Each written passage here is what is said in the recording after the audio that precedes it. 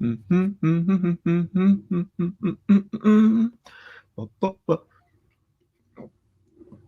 me.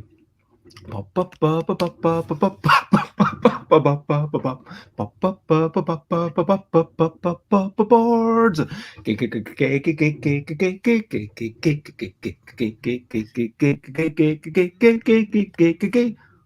Board games, board games, it's what I'm talking about, maybe. Board games, I'm not gonna shout, that's for sure. I am starting off this more streaming with a little bit of singing. And over here, I'm in my room. We're not gonna be talking about doom or gloom. I'm not gonna say that everything's grand, but still within this strange land. And when I say strange lands, I kind of mean, you know, we are in different lands. I mean, we're in different land masses. Some of us might be in different continents. You might be watching this from Australia or New Zealand. I don't know. I mean, where you are. Maybe you're in Germany. Maybe you're in America. But, just times are strange. Just strange worlds. Maybe I should have said that. Anyway, board games, it's what we're going to talk about. Maybe board games. I'm not going to shout. Hello and welcome to another episode of Bezzy Beats and Board Game Blether. I am Bez. Nominally, I am going to be talking about board games, but really it is a friendly Friday forum. And what that means is, normally on a Friday, there's no definite topic. It's not like, okay, the most important thing is that everyone is welcome to join in. If you want to join in, you can. Feel free to do it. Just jump in. And yeah, if you're watching on Twitch, if you're watching on YouTube, and you're thinking, hey, I've got something to say, but I don't want to be typing messages. I want to be showing something maybe visual, or maybe I want to be able to express myself with voice and motion with your hands. You can do all sorts of things with your hands. But if you want to do that, then you can jump in. If you just want to, be on the sidelines and just comment or just listen and lurk, that is totally okay as well, whatever. And we do have actually a bit of a topic today, and so hopefully Dina will come in a wee bit, because I am going to be going through a bunch of paintings that I did at some point in the past, and yeah, hopefully finding an elaborately painted pineapple. That is what today is going to be about. Trying to find an elaborately painted pineapple while I go through a bunch of paintings. So, first of all, let's talk about recent highlights, living life and seeing the sights. Recent highlights, playing games and other delights. Recent highlights. And I'm going to move that up there to be a wee bit more, maybe up there, just so it's, anyway. So what are some recent highlights? Yesterday was a parent's birthday, and I made a card that I am quite proud of. I'm going to maybe do my wee screen sharing thing, which I've not done for quite a while, because it's always been like, hey, this is just, internet is bad. But now I am on the new internet. Actually, you know what? New internet is a very big highlight as well. Anyway, going back to birthdays. So for this birthday, we had a big meal from a takeaway, because obviously you can't go to restaurants in this day and age. It was lovely. It was glorious. It was some lamb sag. It was some aubergines, some potatoes, some fish, and parent one was really loving it. So that was good times. I made a wee card, which I will pop up on screen. Let me actually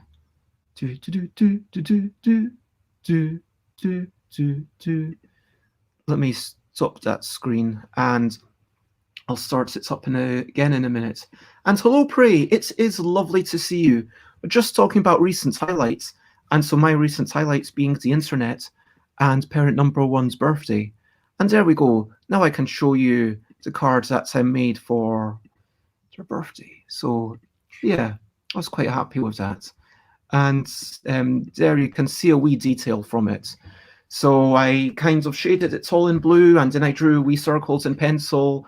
Then, first I did the lettering, then afterwards I kind of went over in pen, and it turns out quite well. I was really happy with it. So that is the card, and so that was for my parents.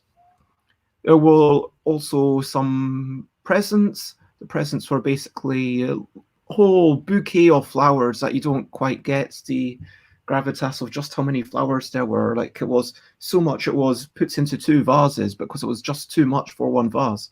So yeah, that is definitely a recent highlight for me, at least.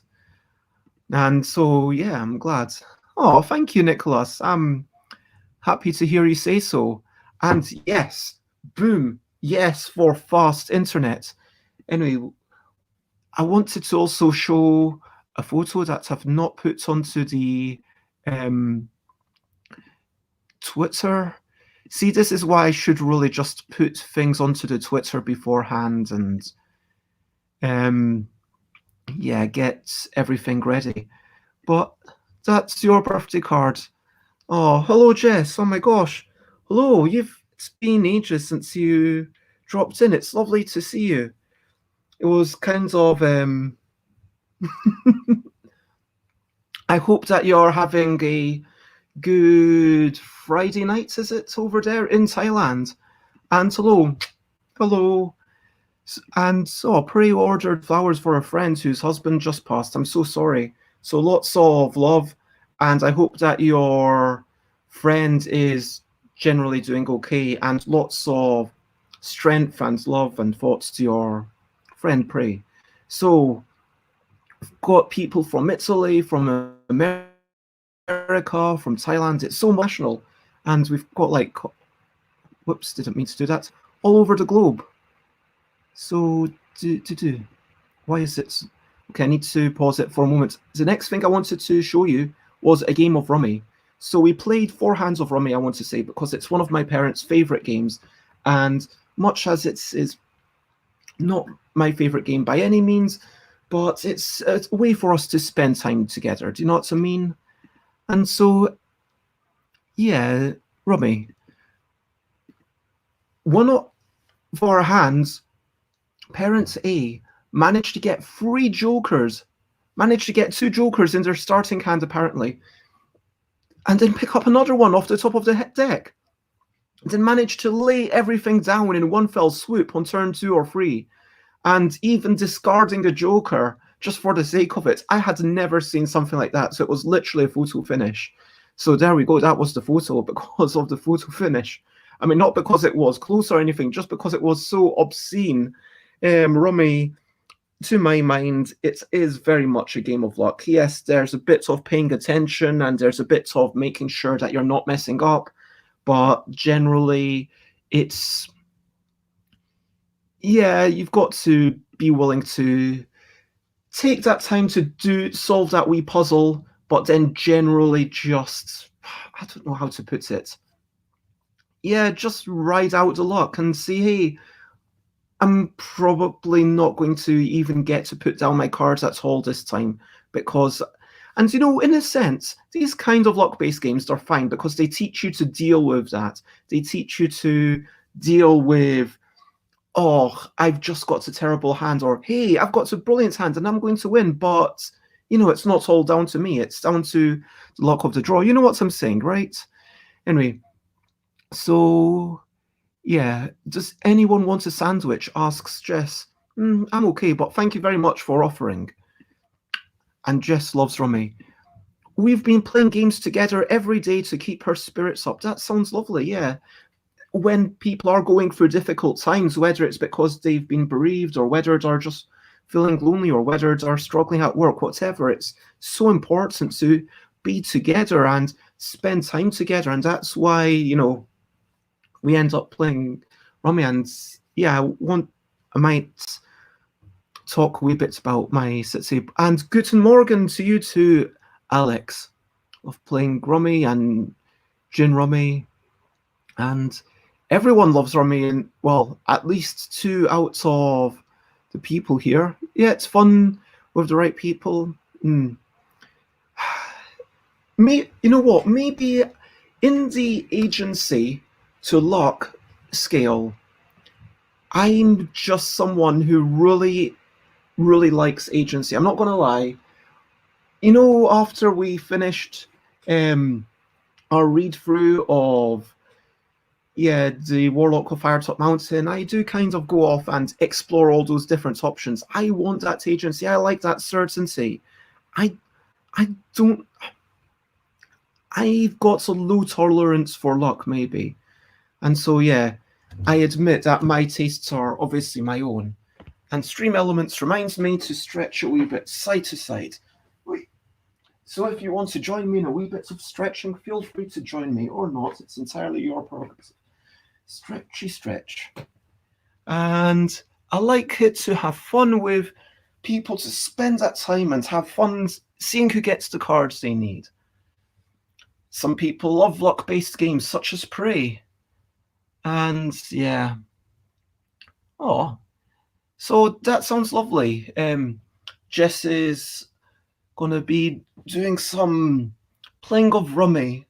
I'm not showing off my body. I'm keeping my body from being terrible, and I'm actually going to be showing off my arts in a wee bit. So yeah, in case, let me actually double check, because I think my internet is good enough now that I can look at myself on Twitch at the same time as streaming. Oh my god, that's so amazing. I can see myself in full definition on Twitch. It's like such a difference to yesterday. But yeah. But yeah, online gaming, that's what it's all about. It's like being able to connect with people, even if you are continents apart.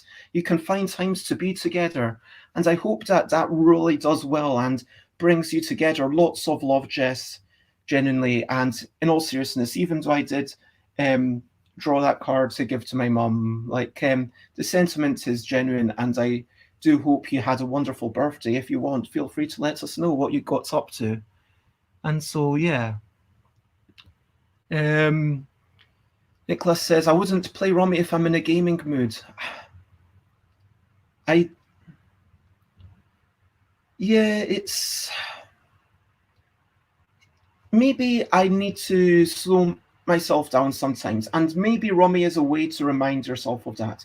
Because I have also low tolerance for downtime. I do not like the downtime when it's okay, everyone else is taking their turn. And then recently I've been trying to meditate during those moments, kind of looking at the texture of someone else's skin, looking at, cause, just noticing little details, that I might be missing in a few decades. And so, and yeah. Anyway, if anyone has anything to say about rummy, then feel free. I mean, today is just chaotic shenanigans and Friendly Friday forum. But yeah, if you've got any recent highlights or achievements of your own, if you want to talk about your birthday or anything, then feel free to let us know. We had some amazing curries. We didn't have a birthday cake because, just in case people are unaware, Iranian calendar and Gregorian calendar, because of the leap year, it's mismatched until March the 21st, I believe. And then they will realign. So basically, everyone gets 2 birthdays, in theory, if you observe both the Gregorian calendar and the Iranian calendar. Anyway, so that's a privilege that you pretty much only get if you know what day in the Iranian calendar your birthday falls on. So that, I guess, brings us to brilliant things. Brilliant things. What's a little thing which is brilliant thing? So what's a brilliant thing? I'm going to say dates. Now, it might be a wee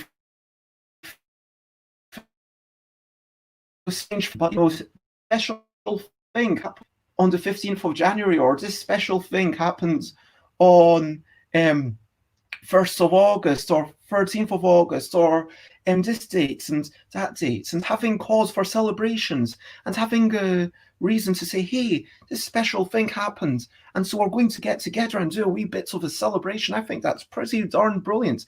Having an excuse and having an annual tradition, even if sometimes those traditions get disrupted. Like, there was an annual tradition that for 20 years, Alan and Charlie Paul would go over to Essen, and after taking the ferry, would always get, I can't remember the name of the sausage, it's like pepperami, but biffy, that's what it's called. On the continent, it's called biffy. And then you have biffy and the special crisps, and you have them, the most unhealthy snack ever. And so that's breakfast on, the continent. So, unfortunately, obviously, in 2020, it couldn't happen. And sometimes with your birthday or with New Year, you can't always do the same thing. But having that date that you say, okay, there's something that's happening on this date.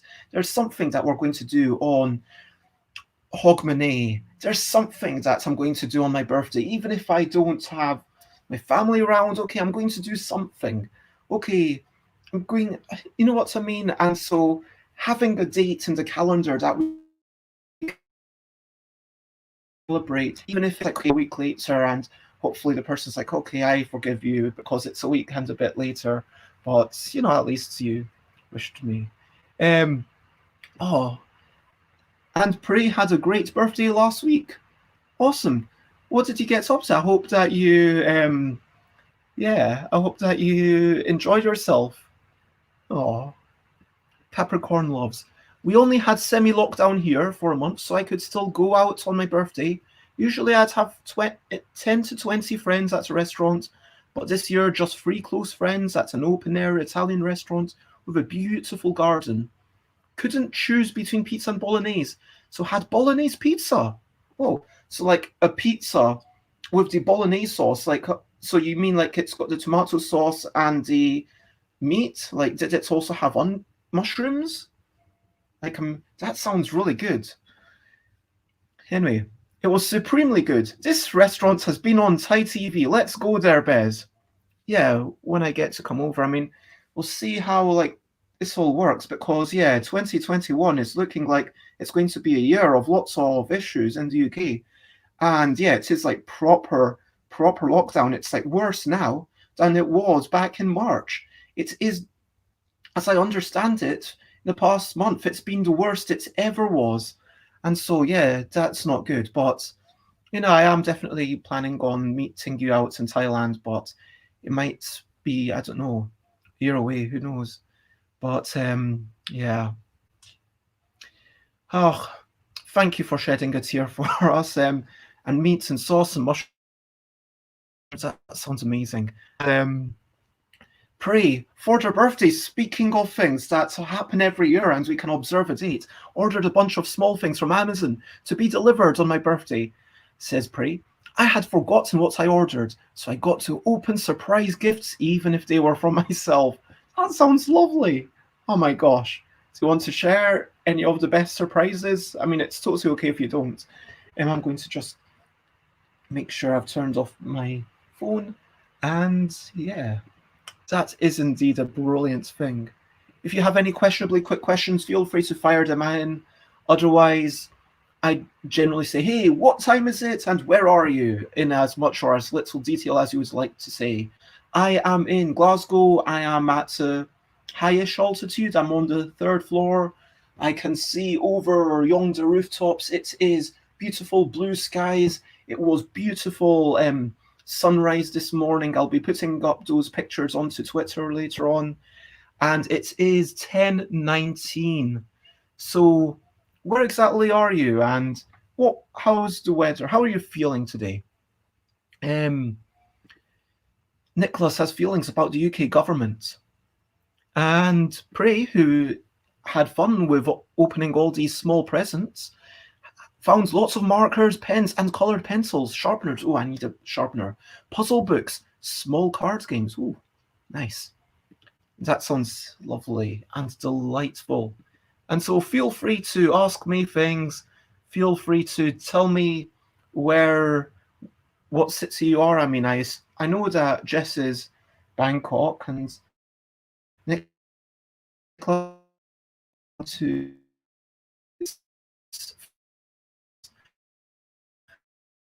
outside generally what city Nicholas or Prey are in, but if you don't want to say, that's totally your prerogative as well. So feel free to comment, ask questions, follow, and I will get into this, and I'm actually going to type up a really quick thing. Sorry about the noise. Bez is showing off a whole bunch of art from 10 plus years ago. Okay, full stop. There we go. That is what's going to happen. And it's still the Friendly Friday for him.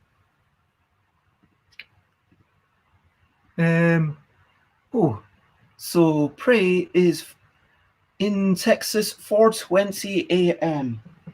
Let me move this chair completely out of the way and plug in my laptop. And I'm going to start showing off some art. Okay, so I've got 3 folders. Folder number 1 is, I guess it's A2. The other folders are A1.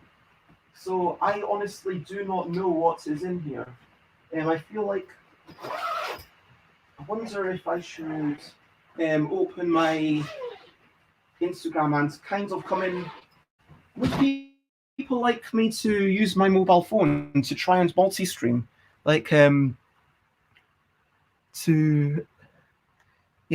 Shall I try it? Where's my Instagram things? Because then I could sort of show you as I pick them.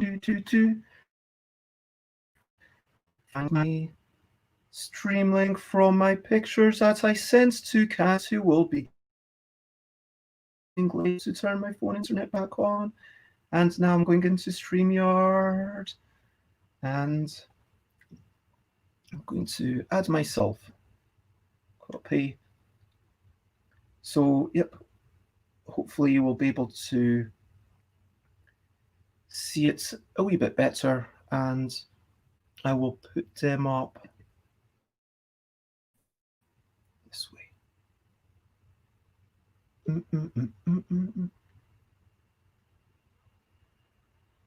Oh.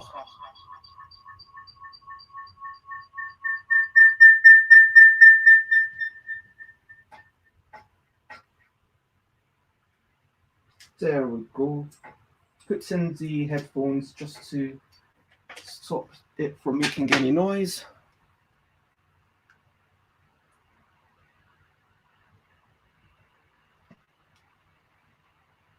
And I'm just realizing that this might be kind of okay. Add to stream. Okay, so so this was apparently 09 to 10. I've no idea what's in here. Oh, there we go. There's some things. I might just forget about this, and I'm just going to remove that and show it off this way. So let's discover it together. So I guess this is just a bunch of photos that I thought looked pretty. Oh, circuit boards, yeah. Circuit boards. Hello, Bisley. Bisley says, I'm in Belfast at work in the office, and I am the background noise and entertainment. Oh, thank you. Happy to have you. Oh, you know what? these are pretty cool circuit boards. I mean, there's definitely a theme going on. I'm not sure what to make. So this is actually from over 10 years ago. It says 09. So, you know, I remember in the past, there was a while when I was going to do a whole bunch of art with things plugged into the earth to kind of show the oversaturation of things. What is it? Oh, I think that's the radio. Oh, I think this might be from university. I think this was when we actually had to make a 3D radio. I did a lot of a bit of 3D modeling. I'm not very good at 3D modeling, but yeah, so there's parts of the radio just in the darkness. I thought that was quite cool, sorts of seeing the radio. Oh, I think what that was I had a bit of a keyboard and you just see the radio through holes in the keyboard. Yeah. Just looking at little details through holes. So, wow. There we go. I quite like all those colors, just how it abstracts everything. And that's a close-up of what I was actually using for the grid. Oh, there we go. Kind of a bit of carpet. It's interesting how if you look at something through a new lens, if you look at it through a bit of fabric, or if you look at it through holes in an old keyboard board, then suddenly it's like, oh, what's this thing? Yeah, I think this was something I did whilst the second time I went to university. So lots of pictures like this. Oh, there we go. And Prey likes doing similar things, taking photos of everyday objects as art.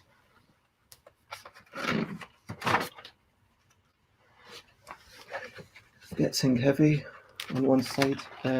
Oh, and that's the end, I guess.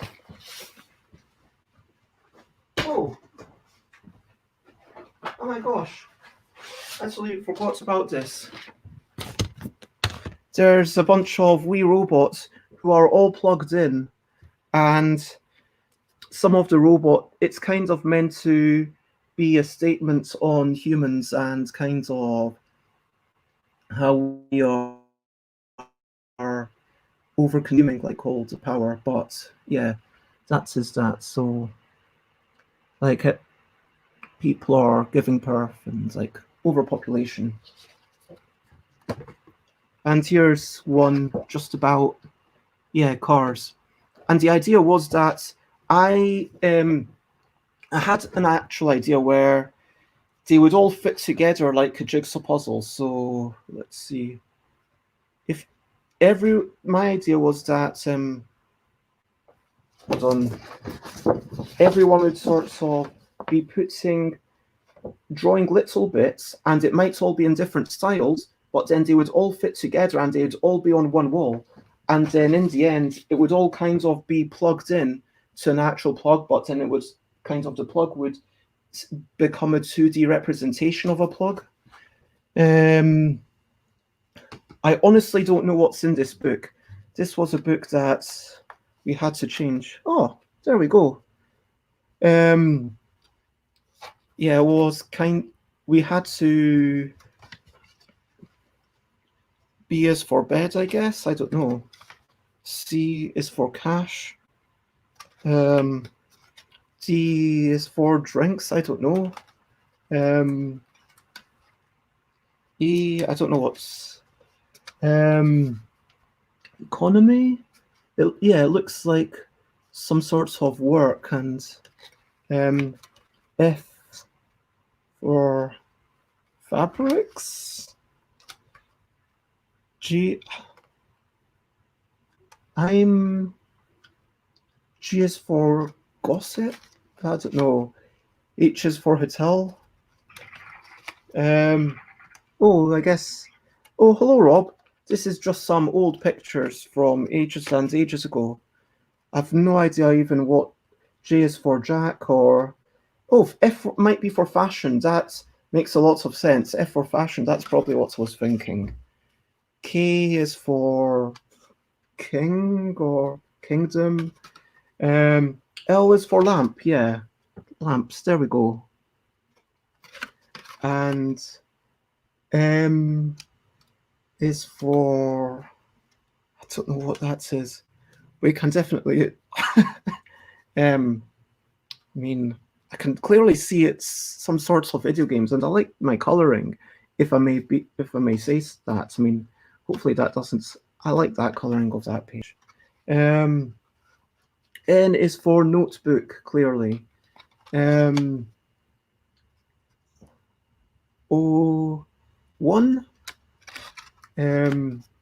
P is for... Oh yeah, monitor. Oh yeah, that must be it. Yeah, monitor.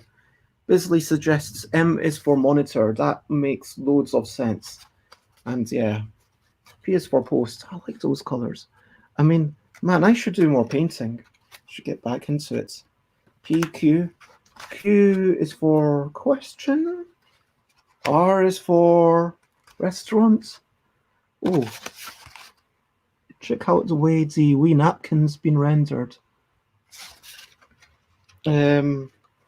S, I guess it's for... Oh, for seasons. Winter, spring, summer, and autumn. There we go. S. T is for 2. Why did I choose such boring things for O and T? I have no idea. U is for the United Kingdom. And V is for video games. So, I mean, that looks more like a monitor than the previous one.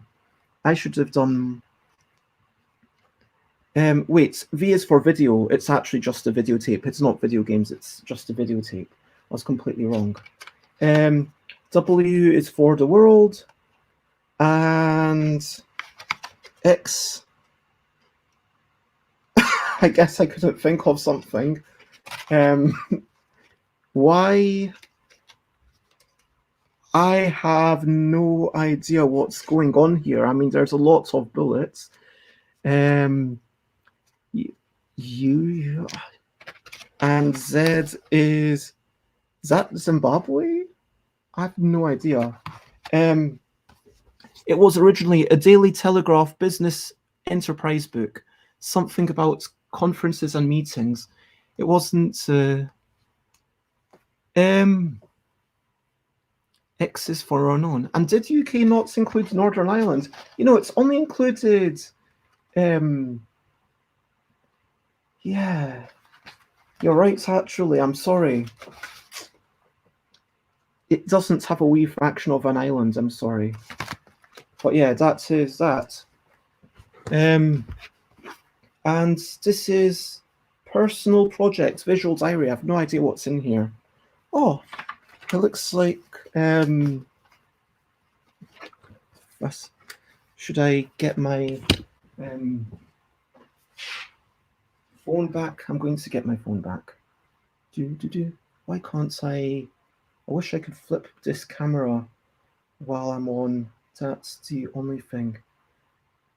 I turn off that bleeping mic control.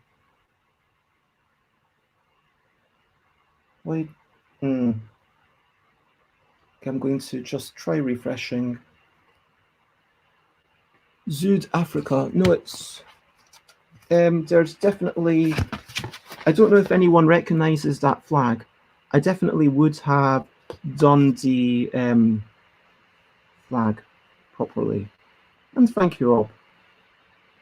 So feel free to check out that flag, and if you can correctly tell me, first person to say what says will get some points or something. Is there a way to turn off mic control? This keeps going into voice control. No, I don't want to go into voice control. I just want to enter broadcast studio and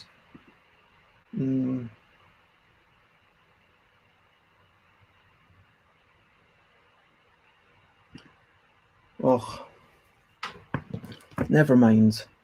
Okay, so here I talk about my visual language, it looks like. Yeah, how things have different meanings. And I explain my visual language, like ways to symbolize different things. I hope you get some good sleep, pray. So yeah, I think my thing was kind of developing this visual language. So here we've got lots of potential symbols for a pot. For a pan, what would a pan look like? What would a pineapple look like? What would be a good symbol for a pineapple? Like, these are kind of a bit too complicated. Now I've got lots of pineapples. Oh yeah, by the way, I'm going to show you the actual pineapple. Just give me a second and I will show you an actual pineapple. It's gotten a wee bit more black, but this is an actual dried up pineapple that's been in my possession for decades. It's like a little art prop that you just kind of draw. But yeah, just for reference, lots of some of the drawings might have been based off the idea of a pineapple. Some of them might be more based off that particular pineapple. And it was just me drawing a pineapple and drawing a pineapple. Oh yeah, this was all the turn off, you stupid phone. I appreciate you lurking, all the cards in the world, all the little appliances, blenders and whatnot. That's someone else's symbols. I just thought it looked cool. Yeah, cups and people and all sorts of things. Yeah, leeks and veg and carrots. And yeah, so that is, there you go.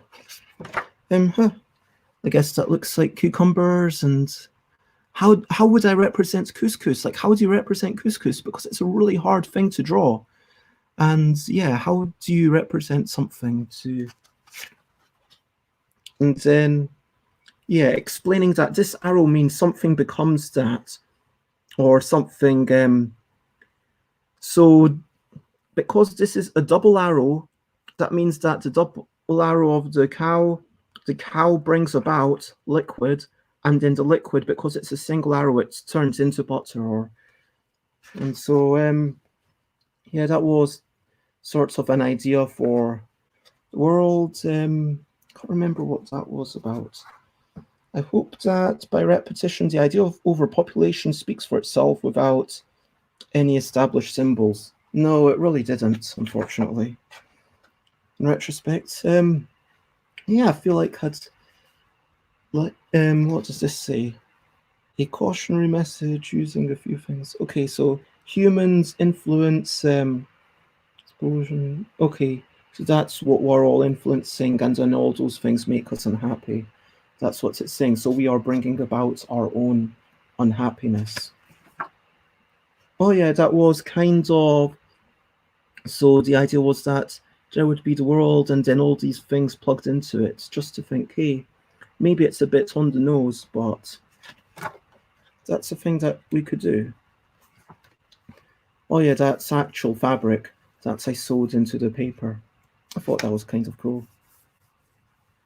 So yeah, you can maybe see, get an idea of, yep. Wait a minute, is... Huh. Oh wow, that's cool. So I don't know if you can properly see that, but I did a bit of embossing there. So you can sort of cut out the stencil and push the paper through, so it kind of becomes embossed. I could have also done spray paints. This was me going around with it there and just trying through different texture to see what would work. And yeah, that's the basic shape. Oh, that one actually looks all right. I think that was metal spray paint on a watercolor background. Oh, and that's the original stencil that I use. There we go. Some more radios, and then a bit of research with. Why was I researching lots of viruses? I have no idea.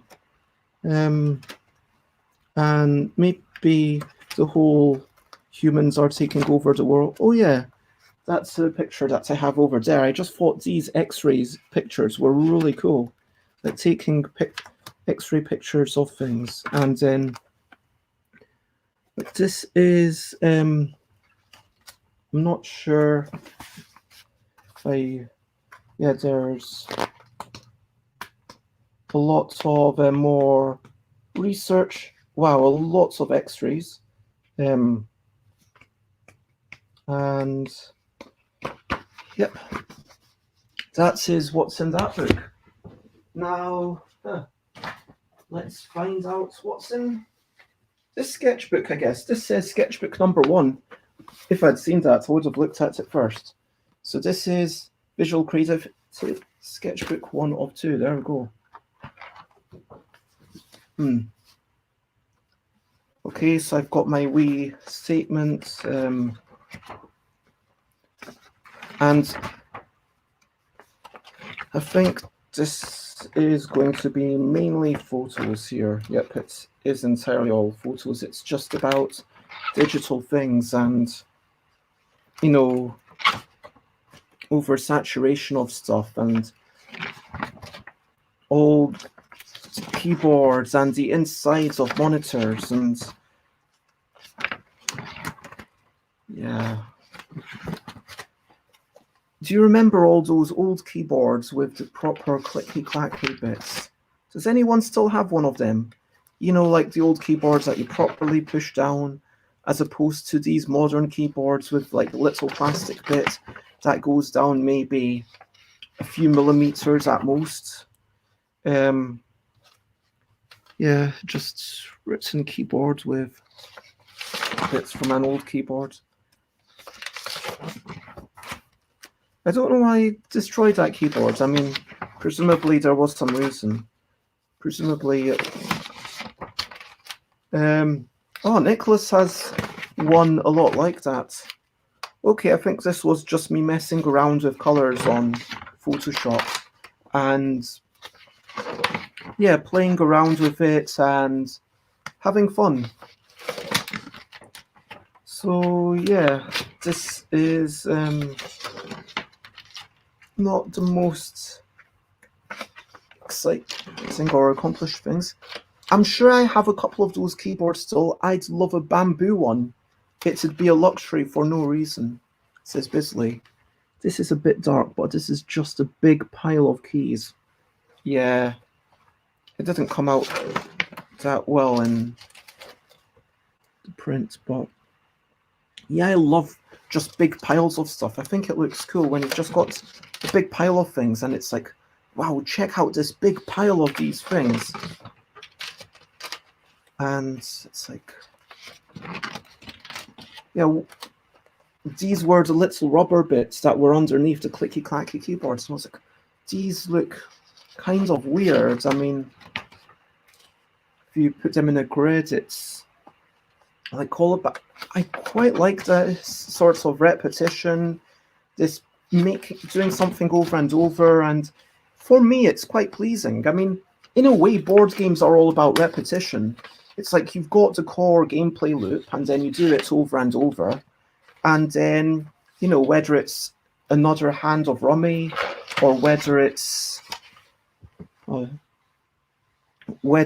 me playing the game over again. Just playing with weird psychedelic colors there. And yeah, going through a few more filters and degrading it. Oh, that's interesting. So I made a wee lamp using keyboard bits. That's kind of fun. And what comes next? Come on. Hold on, I'm going to move this pineapple and this art book and put these robots here and put this keyboard up here so I can, when I say keyboards, I mean laptops.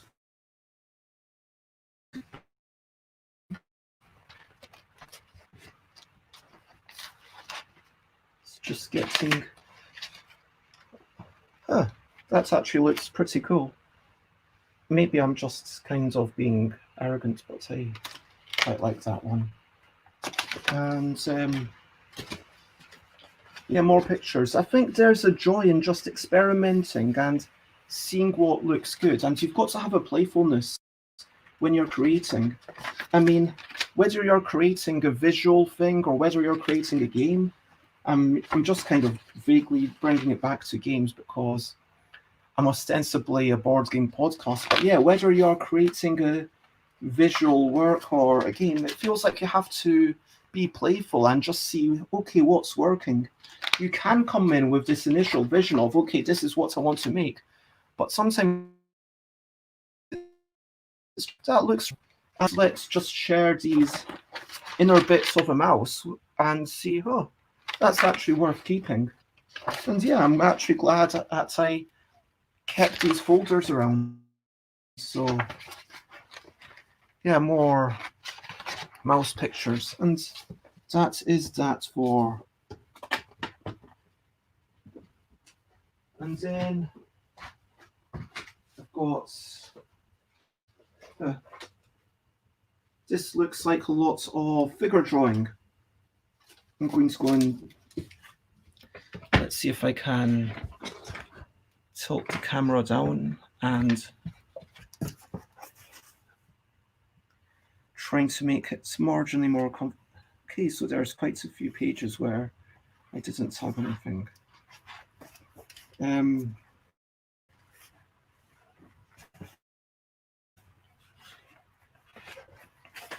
Okay. It might have been at Dr. Sketchy, but yeah, sometimes I mess around and some of these might have been, yeah, lots of quick pictures. Let's see. Ben's octopus is too sexy for position. I'm sure there was some sort of, yeah, I think a lot of these are from Dr. Sketchy, because Dr. Sketchy, I remember, for those who don't know, it's when it's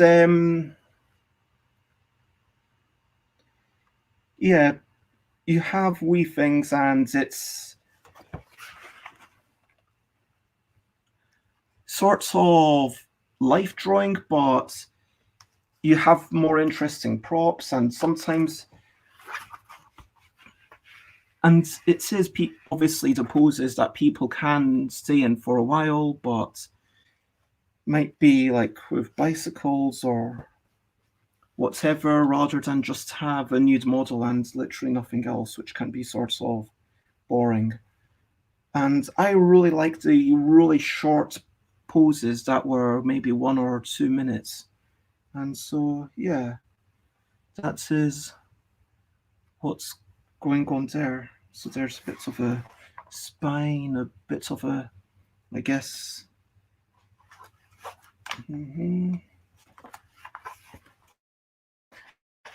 Playing about with different colors. I used to do lots of colors as shading, if you know what I mean. It's to be sort of my thing. There we go, just kind of doing wee bits of the highlights. Man, my really weak. Oh, this is an interesting pose. Just someone. Okay, Stream Element says it is stretching time. Back and forth, and back and forth, and back and forth, and back and forth. So stretching time. Stretch your arms. Roll your shoulders. You know what's a good stretch? If like you turn out your palms as much as you can, and then you keep it there for a wee bit. Turn your palms the other way and keep it there for a wee bit. Then do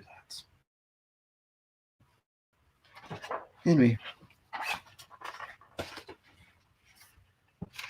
let me. Oops.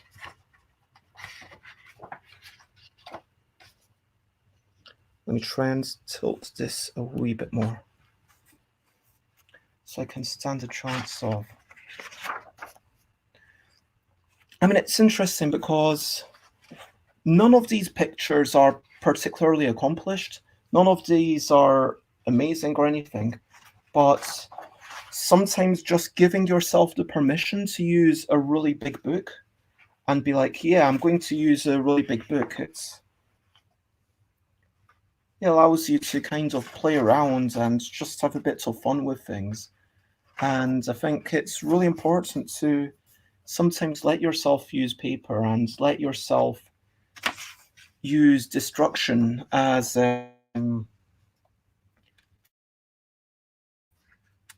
because anytime we create, we destroy. Do you know what I mean? Unless it's something with no physical aspects, like if we're just creating rules, then sure, we don't technically destroy anything as such, but anytime we draw, we are destroying that blank piece of paper. Anytime we make a prototype, we're going to, destroy blank bits of paper or cards or whatever. And to some extent, we need to be okay with that and be okay and say, you know what, we are just going to give ourselves permission to try and do these things, to have loads of wee cards and say, hey, I'm going to... I quite like the dots that I used for the softer shadows. I think that was the idea. So the harder shadows are the lines, the dots are the softer shadows. I mean, the forms aren't quite correct. Have I seen the Pose archives? No, I have not. That sounds quite cool. Yeah, like destroying that electricity. Like anytime we are eating, we are destroying the food that is in front of us. Anytime we're,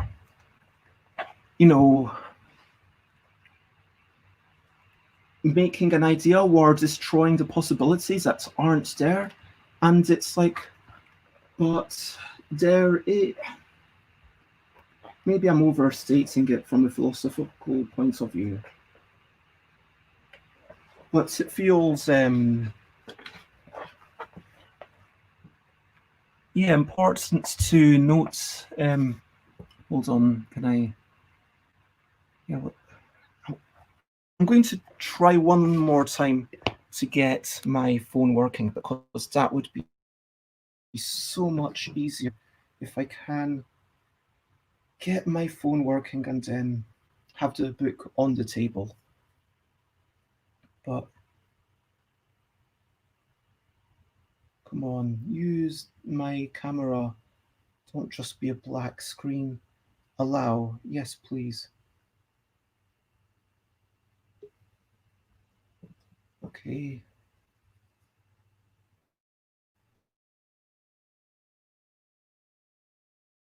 And why can't I mute that? There we go.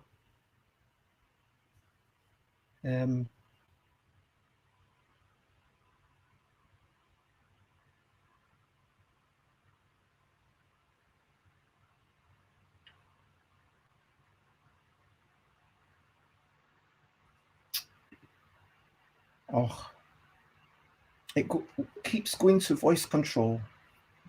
I'm going to give up with that. Oh, hello, Cat. Hi. Hello. I was just showing off a whole bunch of pictures. Let me plug in my headphones. How are you doing this morning? I'm awake. Congratulations. It Yay. must be super early for you. It's 5:55 in the morning. just a sec. Headphones. Just so I don't cause any extra feedback. And so, yes, the normal question that I ask when people come in is, where are you in as much or as little detail as you would like, and what time is it? Okay. Well, you got the time. I'm in Canada, in Ontario. That's very much in the English-speaking parts, right? Yes. Yes. So,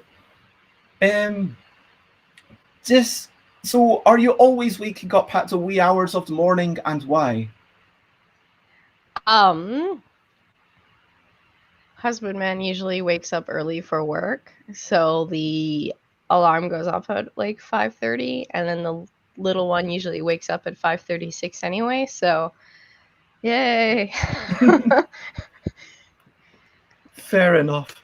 I'm just going to paste in some links. So we've got your Instagram, Twitch, and Etsy shop, and that if you're on Facebook, you'll be able to definitely see that under the video. If you're on YouTube, you'll have to check it out, and if you're on Twitch, then it'll be there. You know how the platforms work. If you're watching it, you know how these things work. I mean, I don't know why but I might finish doing this one book, and then, although frankly my wrists might be happy for a bit of a break, so I might just put a bookmark and carry on another day. That also seems a reasonable. I just noticed lots of rainbows. Weird. No.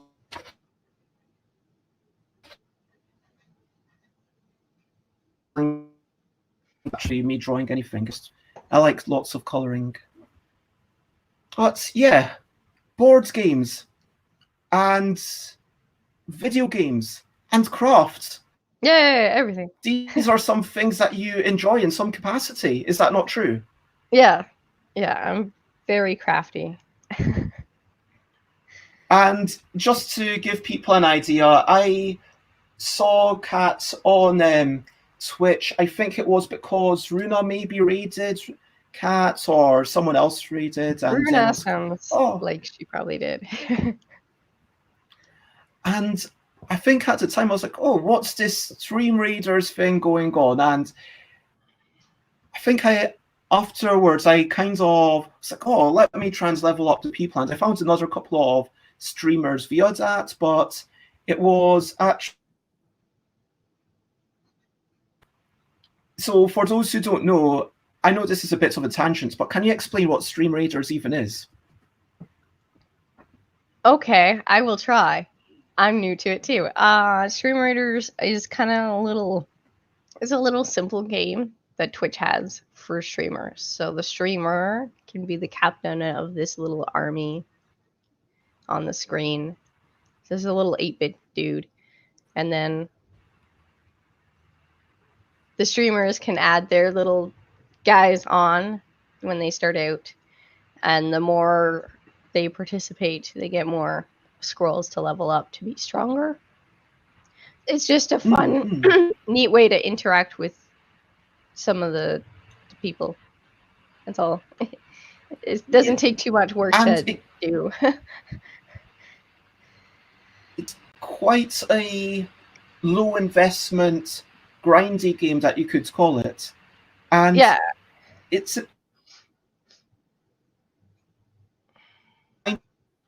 I've got about an episode, or I've maybe got about 4 hours worth of their stuff to go before I'm all caught up. Although there's 12 minutes that I'm intentionally not listening to because it's got spoilers for a game that I'm playing. But yeah, each episode of theirs really delves into one topic, one about grinding, and kind of saying, grinding's got this really bad rep. It's like, oh, it's terrible. You want to play an RPG, but then it's just getting in the way of the story. You're just beating up enemies.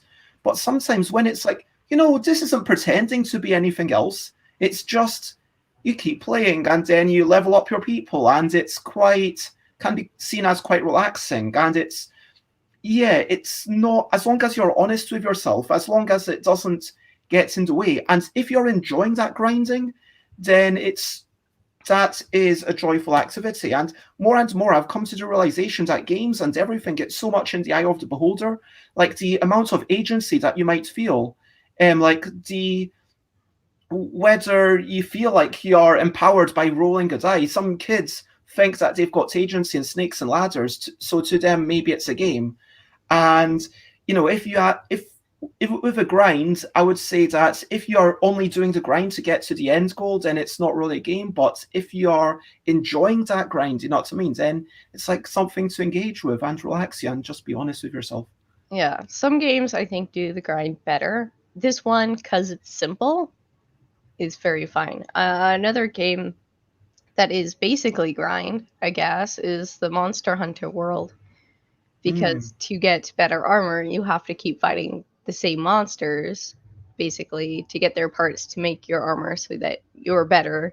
And then you move on to the next monster. So there's a lot of grinding, but hunting the monster each time is fun. I enjoyed that one, even though it's basically a big grind.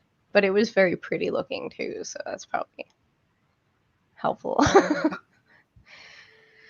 There's got to be some joy in the actual activity, because if there's not, then comes kind of work. And I mean, I know that on your profile, I grabbed a lot of this text from your Twitch profile, and actually I'm going to do the wee shout out, because then it's also CrystalCat1989. Is that the date of your birth? Yeah. And so, yeah, you were really up to older some than I look. makers and crafting. But yeah, you're doing all this streaming, and what got you into streaming in the first place? I think it was in October, like just last year. My friend did some painting of miniatures, and then I'm like, oh, that's kind of neat. And then I guess because I was home all the time, and I'm like, well, I craft, and there's a crafty section, so I just tried it. That's it. But I enjoy it because it keeps me focused on what I'm doing. I'm more productive that way, because I can't just be like, oh, now I'm going to procrastinate. People like, and the crafty community is super friendly and super nice, so it helps. And I get to talk to like people, and during this time of lockdowns and staying at home all the time, it's nice to have that community. Yeah, for sure. I've heard that lots of people are kind of picking up streaming. I myself would never have done it if it weren't for the initial lockdown. And Stream Elements mentions that I should have better internet after 21st January. So we have gone on to the better internet, although it's got that wee thing where it says, okay, it will fluctuate for like the next 3 days potentially as we get it all sorted. But yeah, hopefully I'll be able to get back into doing some game playthroughs and with the phone overhead camera sort of thing. If I can get it to stop constantly doing this voice control thing, I've got to. I don't know why it just went to voice control again. I've got to work out maybe some setting to turn it completely off. I don't know how. I am not a tech person. That's like the hardest part of this whole streaming is like the computer part. I'm like, I can craft and paint and draw. But you managed to get OBS working.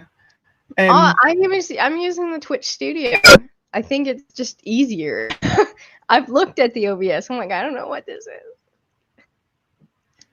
Wait, and then I've watched a lot of YouTube videos to figure out how to add everything. I'm like, where do I get this from? I'm like, okay, it takes me forever to do the little things. But I managed it. What's the name of the platform you're using? It's called Twitch Studio. Twitch Studio, okay. So that's like the inbuilt thing for Twitch. Yeah, I think I have the commands from Stream Elements that I've added to it. where you type the commands, and then I think the goal stuff is from like what is that one? Blah blah blah. I mean, I guess the other. Streamlabs, that's it. Oh yeah. So I add things from that one as well when they work, and I'm like, all right. But mostly, Twitch Studio also has a bunch of extra you can add on to your thingy. So, I mean, because everything's for you, you're okay. This is me. I'm making stuff. I'm occasionally showing it to the camera, and that is the screen. Whereas for me, it's like, okay, you know, if people jump on, it's like, hey, have another person on and let's fiddle around with it. Maybe, I don't know, in a sense, I do get frustrated because everyone's like, yeah, we're using OBS, rah, rah, rah. And people have like these amazing backgrounds. And the thing is, even with Fear, I've not delved into overlays. That's something that I feel like I should do, like some sort of fancy border with like some transparency that has, or like the stuff by Bez logo in the corner. I don't know. It feels like this sort of stuff I should do. Do you know what I mean? But it feels like this works. I mean, it looks nice. But I'm like, they're not here to watch my border. They're here to see the thingy that I'm doing. I'm like, yeah. I'm like, if they're here to watch that, that's good enough. Oh, it's. And that's like a thing, like motivations of why people even come. Do you watch many other streams? And I have a few go-tos that I watch. One actually made me go back to doing cross stitch because he streams mostly in my afternoon times and then sometimes in the evenings again. Soap Passion. So I guess during lockdown, they are mostly soap making, but because of lockdown, he took up cross stitch. So he had these big cross stitch pieces that he was just working on, and the community there, the way he talks to everyone back and forth was very nice. So I started watching that, and I'm like, oh man, I have my cross stitch that's been in timeout for like a year. I'm like, so it got me into doing it, and now I'm almost done the one that I'm working on. So I'm like, yay! I forgot how much I just enjoyed it.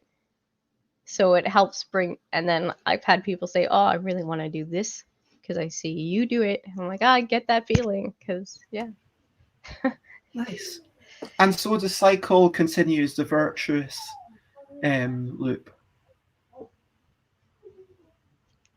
Sorry, he'll hear the little one just randomly. Oh, that's all good. Talking about grinding, I did want to talk about D&D. And of course, some people can get a bit obsessed by the experience points. Be like, okay, I've got to level 10 and okay, I'm going to make sure to go every week and have the dungeon master give me my experience points, and we're going to level up, and then we're going to, and it becomes all about the min-maxing, and it becomes arguably not what it's.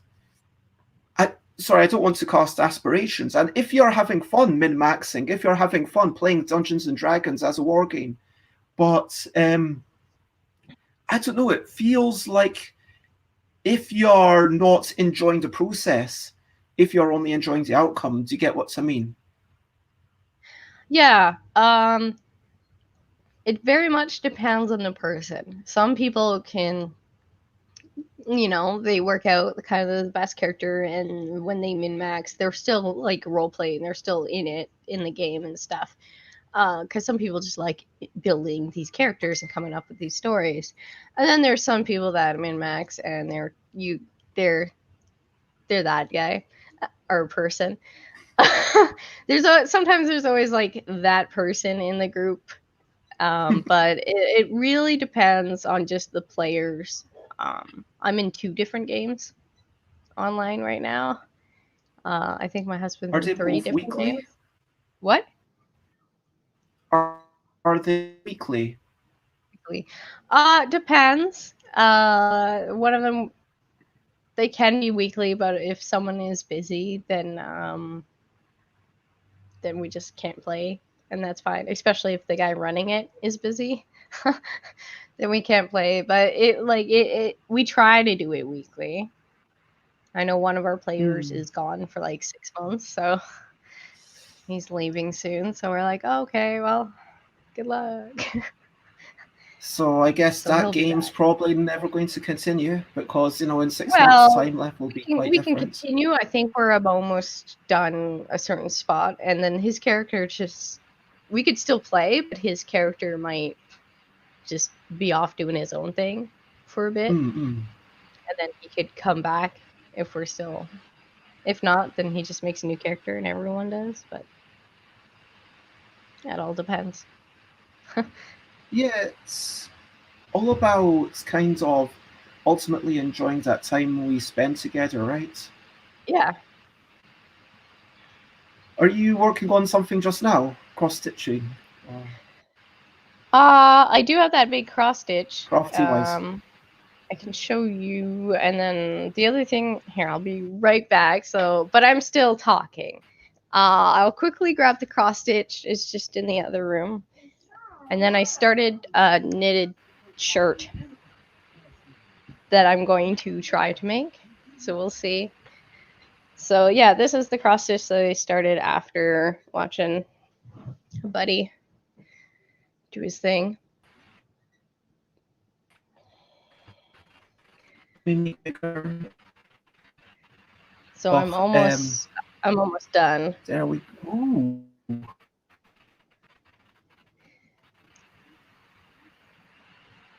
And then and it's a while since I've knitted myself something, so I'm going to make myself a tank top, in theory. A knitted tank top, that's quite an interesting one. So this is it's bottom, it starts at the bottom, so. Yeah. And it's just a whole bunch of fun colors.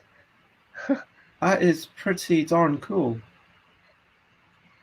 I mean, normally I think of knitted stuff as outerwear, like a jumper, maybe a cardigan. I don't know, but a tank top, that's kind of like summer wear to my mind. Yeah, you can, it depends too, because you can make lacier knits. So for summer, a lacier knit out of cotton or something breathable is good. I've made myself a few shirts. Not all of them fit as well, because not every time do I ever test the measurements. I just wing it. So, I've learned. So you kind of stretch it into shape and pull bits. Well, it doesn't need stretching. It usually ends up being bigger than anything else. Like, oops. That's okay. So now when I do a shirt, I do test and see if the stitches are going to be about the length it should be. I've learned that lesson after many times not. With a tank top, something like that, that's meant to be pretty form-fitting. Yeah, I mean, honestly, this is practically blowing my mind. I wouldn't have thought of, like, bottom layer stuff knitted. I mean, sure, you might wear a bra under, but it's pretty much bottom layer. Do you know what I mean? Yeah, I mean, I might wear another tank underneath, depending on how loose the stitches are, which is fine. As a cold person, I'm always wearing layers. I'm wearing like 2 shirts right now. Yeah, so I don't mind. So knitted clothing works well for me because it keeps me warm. Well, I mean, you're away in the cold wastelands of Ontario, so it's actually not as bad. Alberta is worse. I think here the coldest I've seen it get is like minus 37 degrees Celsius. But not this year though. It's been minus super 37 warm. Celsius. But in Alberta, I've been out there, and with wind chill and everything, it feels sometimes. There were days where it felt minus 50. So I'm so much better to be here. Wow, Yeah, it I am sucks. just. And hello, Matt. It is lovely to see you. And for those who don't know, Matt is from the Offline Gamer, and we're going to be having a chat tomorrow, which I'm really looking forward to. And yeah, as always, whether you're lurking or actively asking questions, you're always welcome to join, be part of this. But yeah, just found out that my mind is still reeling from this minus 37 degrees Celsius. Yeah, it Wow. came up on my like Facebook memory. I'm like, what's this? I'm like, it was like blizzardy and windy and snow piled up, and it's like minus 37. I'm like, oh, well, I think the coldest it's been this year was like minus 17, but we have quite a lack of snow compared to other years. I'm like, oh, I only shoveled twice. I mean, Alex says so. That's pretty chilly. I was never sure here. This is an understatement. I mean, that's like proper put on every possible layer that you can have and go outside and protect your face and protect your ears and make sure you've got something to protect your fingers and even Oh yeah. then Yeah, your you get finger. your gloves, and then you get your mittens, and then you have your toque, like winter hat, because you'll get your sweater and your winter coat, and your pants and your snow pants. Fuzzy pajama pants over bigger jeans also helps. Socks and winter boots. Make sure your boots are good for like minus 30 degrees or 40 or 20 at least. Yeah. Well, you have to kind of go outside. I have to go outside. I have to mail stuff. I have to walk to the mail and sometimes. So, yeah. Wow, I do it's have a heated blanket. Like winter is not my season though. Like I'm on like heated blanket on high, or just go take a tub that burns your skin. I'm like, yes, I'll warm I up would again. I would prefer it to be like 20, 30 degrees positive. Yes. Yes. 25, 30. That's yeah. I mean, Not the minus. oh yeah, yeah. It's like here, like Scotland has this reputation of it's a cold, wintry place, but say, and and here it just gets to like -5, and it's oh, this is so cold, and I've got these gloves on, and my hands are still cold, and you can't really be running outside because it's all slippery and icy and Oh man, snowy. that's the difference. You get -5 in the fall after it's been summer and it's super cold. But here, as soon as it gets like -5, there are people in shorts and t-shirts walking around because it's so much warmer than the winter. So I'm like, yeah. Hubby's like, it's still like 20 degrees in the house or 18 degrees in the house. You're not colder. I'm like, it is a cold 20. Just like just like how -5 in the spring is a lot warmer than a -5 in the fall. It just feels Uh, that way. Oh. I'm not going to pass any judgment. I mean, I disagree, but I can totally, yeah, sure, see it feels that way. I don't think it would feel different to me. I think it would just feel cold and nasty no matter what. Yeah.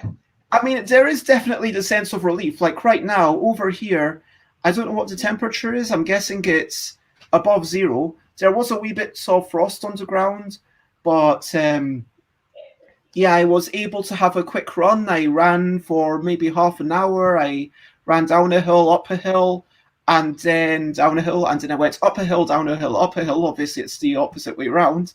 And then I got back home, and I was like, yeah, I've done some exercise, and I did some 36 sit ups. I felt, yeah, doing well. And then a few weeks ago, I just would not have been able to run. And there is that sense of relief of, okay, at least I'm able to run. That's a good thing. I've got this affordance. And it's like, okay, after lockdown, the first time that I'm able to see people that I used to live with, the first time that I see McCall or Chris, maybe that will be in February or March. I don't know when it will be safe to meet them again. But for sure, there will be a bit more appreciation, a bit more, yeah, and maybe that's what it is. That it's not like it necessarily feels different, but you just appreciate it. Yeah, yeah. Do you guys get a lot of snow where you are? So in London, there is no snow at all. In Scotland, in Glasgow, which is admittedly it's a big city, so the city itself generates a lot of heat. Okay. Here it's a lot warmer than it would be, for example, in Arbroath, let alone up, higher up. But in Glasgow, it's fairly warm compared to Scotland in general. We had a wee bit of snow, but Calvin and Hobbes, like when there's the comics of Calvin shoveling these big snow and it's like up to Calvin's height, which might be because Calvin's a wee child, so it might be, I don't know, 80 centimeters or something. But we never had big snow like that. Our snow would maybe be like this big at most on the ground. If we have like more than I don't know, a centimeter of snow nowadays, like especially in recent years, that would be like a really big deal. Growing up, I remember we used to consistently, a few times a year, get like proper snow, and then you could go sledding and you could, build a snowman and stuff, and it would be like a proper, 2-3 centimeters of snow, and it would be, yay! But nowadays, that hardly ever happens. I think we're getting in parts of Ontario, there's actually Arctic chill and snow warning. So I think some places are getting 30 centimeters. I think we're only going to get 2 to 5, which isn't. Yeah, but when you're talking about that shoveling, getting up to that kid, man, last year when we had lots more snow, I remember I shovel and then the driveway, and then like, because where you're shoveling, you're putting all that snow up there. Yeah, I was like, I'm like, oh man. Wait, it was up to your actual neck as an adult? Oh, I mean, I'm only like just under 5'2", but still, yeah. Because all That's the pretty snow from the high. driveway and stuff in that one corner, it gets super Oh, tall. okay, so just in that one Yeah, corner that it's you've not got. like it was that high everywhere. That would suck.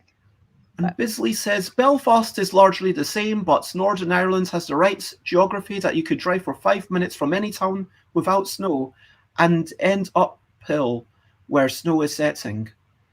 So yeah, apparently Northern Ireland, you go from town where there's no snow and then you just get stuff. But like yeah, I enjoy snow. It's like the one good thing about winter. It's these big fluffy flakes, and then like the sledding and the snowman making, and it just, if it's going to be cold, I don't want rain. I'd rather have snow. It's dry. It covers. It makes everything look not gray or like brown because everything's dead. It's white. It looks pretty. It's actually warmer if it snows. If it's super cold, it doesn't snow. Like when it's really. like minus 50 or Oh yeah, 40, because then it hails there's and no freezes. humidity. It's super cold. So when it's snowing, we're like, oh, it's probably warm outside because it's snowing. I It's mean, a very relative to where Canadian. you are, where it's minus 17, it's like no big deal. Sure, it's Yeah, that's warmer. not bad. It's when you get into your minus like 30 or higher 20s. Like for me, it still sucks. I don't like it, but I mean, so I'm wearing just a mask imagining. outside is much better in the winter. It just keeps your face warm. Your nose Not does. if you wear glasses. Ah, well, I mean, I've got to do the whole thing of putting on the mask and then sort of perching the spectacles on the end of my nose so that the air at least comes up behind it. And then oh, even well, it gets so then, cold here. As soon as you come in, your glasses would fog anyway. It happens to the hubby. Come in the winter, fog. I'm like, oh. and Alex says that they're closer to France than to Oxford, so we generally have quite mild weather. True story.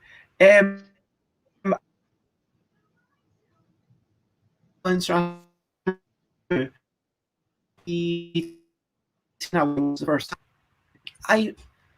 I thought it, and I noticed that my internet is still not quite perfect. Hopefully within the next 3 days it's all settled down. But anyway, I was expecting it to be summer weather, because you think of Cannes, you think of, okay, summer, sand, oh, you can walk around. But actually, it's warm, especially by your standards. I mean, but it's not go outside wearing barely anything and kind of wanting to throw off every bit of clothing warm. Do you know what I mean? I was just expecting that. And then when I was looking at the temperatures, I was like, wait a minute. So it's like barely positive. It's like 5-10 degrees. And to me, that's not warm. That's like tolerable.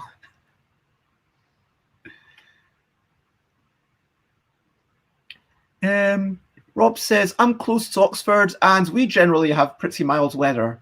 So what I'm learning here is that, where you are, the entire south of England is just fairly mild. Sure, potentially more snow. And I still maintain that it's going to be, if you're in a big city, you're going to have less, because London itself, I think it's got like its own tiny little ecosystem, if you know what I mean, like with the climate and everything. Yeah, genuinely, because like it's quite different now, because no one's in a lot of the city. Like the actual financial district is pretty much a dead zone, because no one's been going to work. Everyone's been working from home. But back in the day, for sure, it would all be stuff.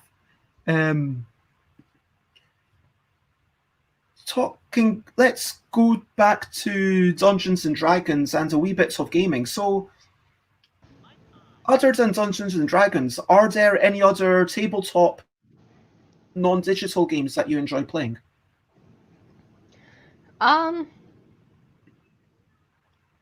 Yeah, there's a few. Except no one here likes the word games that I do, but I really enjoy Boggle and Scrabble. Also, is it Settlers of Catan? Settlers, that's fun. I have Star Trek Settlers of Catan. It comes with like with the special rules. Yeah, there's special rules. I'm like, let's just play like regular, except we're just doing the different resources. I'm like, that's fine. But we have a whole bunch of just random games too. I've played Ticket to Ride. That one's okay. Munchkin, the various Munchkin games too. And Bisley asks if we've played Letter Jam. I'm going to ask you as well, Kat. I have played it. Have you played it, Kat? I don't think I've heard about it. So that's a cooperative game. I think it's from CGE, Czech Games Edition. It's quite a poor rule book, in my opinion. But yeah, it's a lovely game. I played it just once at Bastion last year, I want to say 2020, before everything went bad, because Bastion's a convention that happens in early January. And so, yeah, I enjoyed it. I'd have to play it more to give a proper opinion, but yeah, it's definitely interesting. You're kind of, the way it works is you're trying to get everybody to guess their letters, like what letter they have in front of them.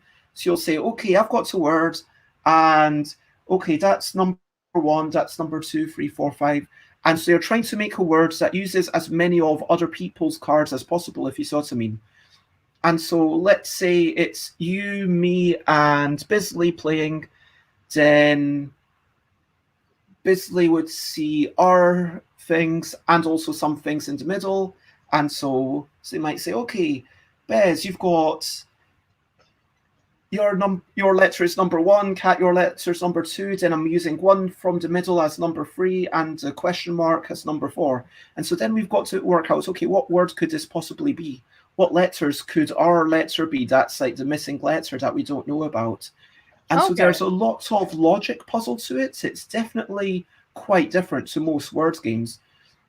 and it works well. I think, like most cooperative games, and like most, it's going to be incredibly group reliant, but it's definitely something I'd be very happy to play more with folk if I were comfortable with them.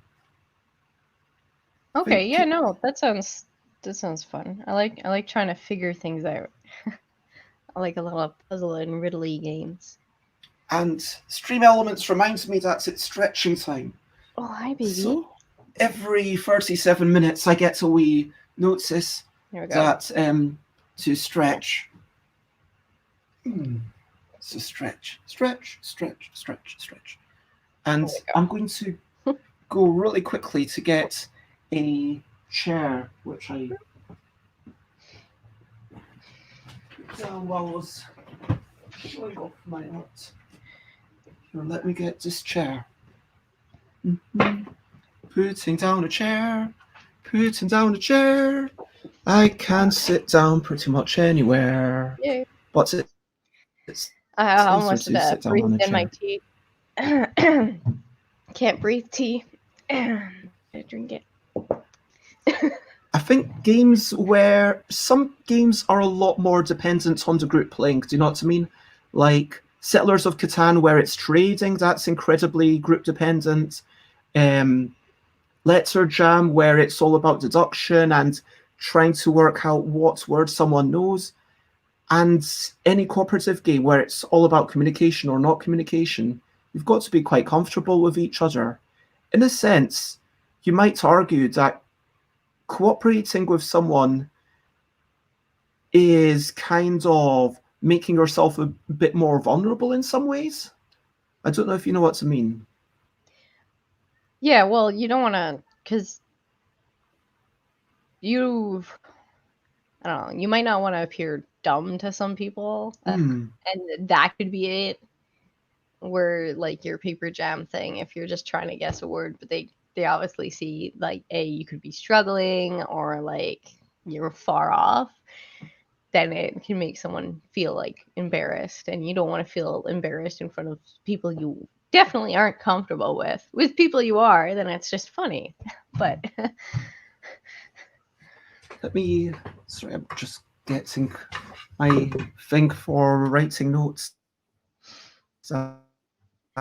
But yeah, I guess that's embarrassment bits different to the cooperative nature, because that's embarrassment bits. It might be, okay, I just don't want to play any word games. I don't want to play, so I've made a bunch of word games, whether that's Wibble or Nanomuckle or Couple or whatever. I just don't want people to feel like I'm not able to think of words, or I don't want people to know that I'm unable to do this arithmetic or whatever. Maybe you don't want to play any games for that reason. But when it's a competitive game, it's like you're just trying to do your best. And hey, if you mess up, it's on you. But with a cooperative game, if you mess up, then you have that added aspect that you feel like you're kind of letting other people down. And you kind of also have to now not only work out things in your own mind, but you have to engage. And it can be a bit more challenging, in my opinion, also more rewarding. But I was just wondering what you think about that. And have you actually played any cooperative games?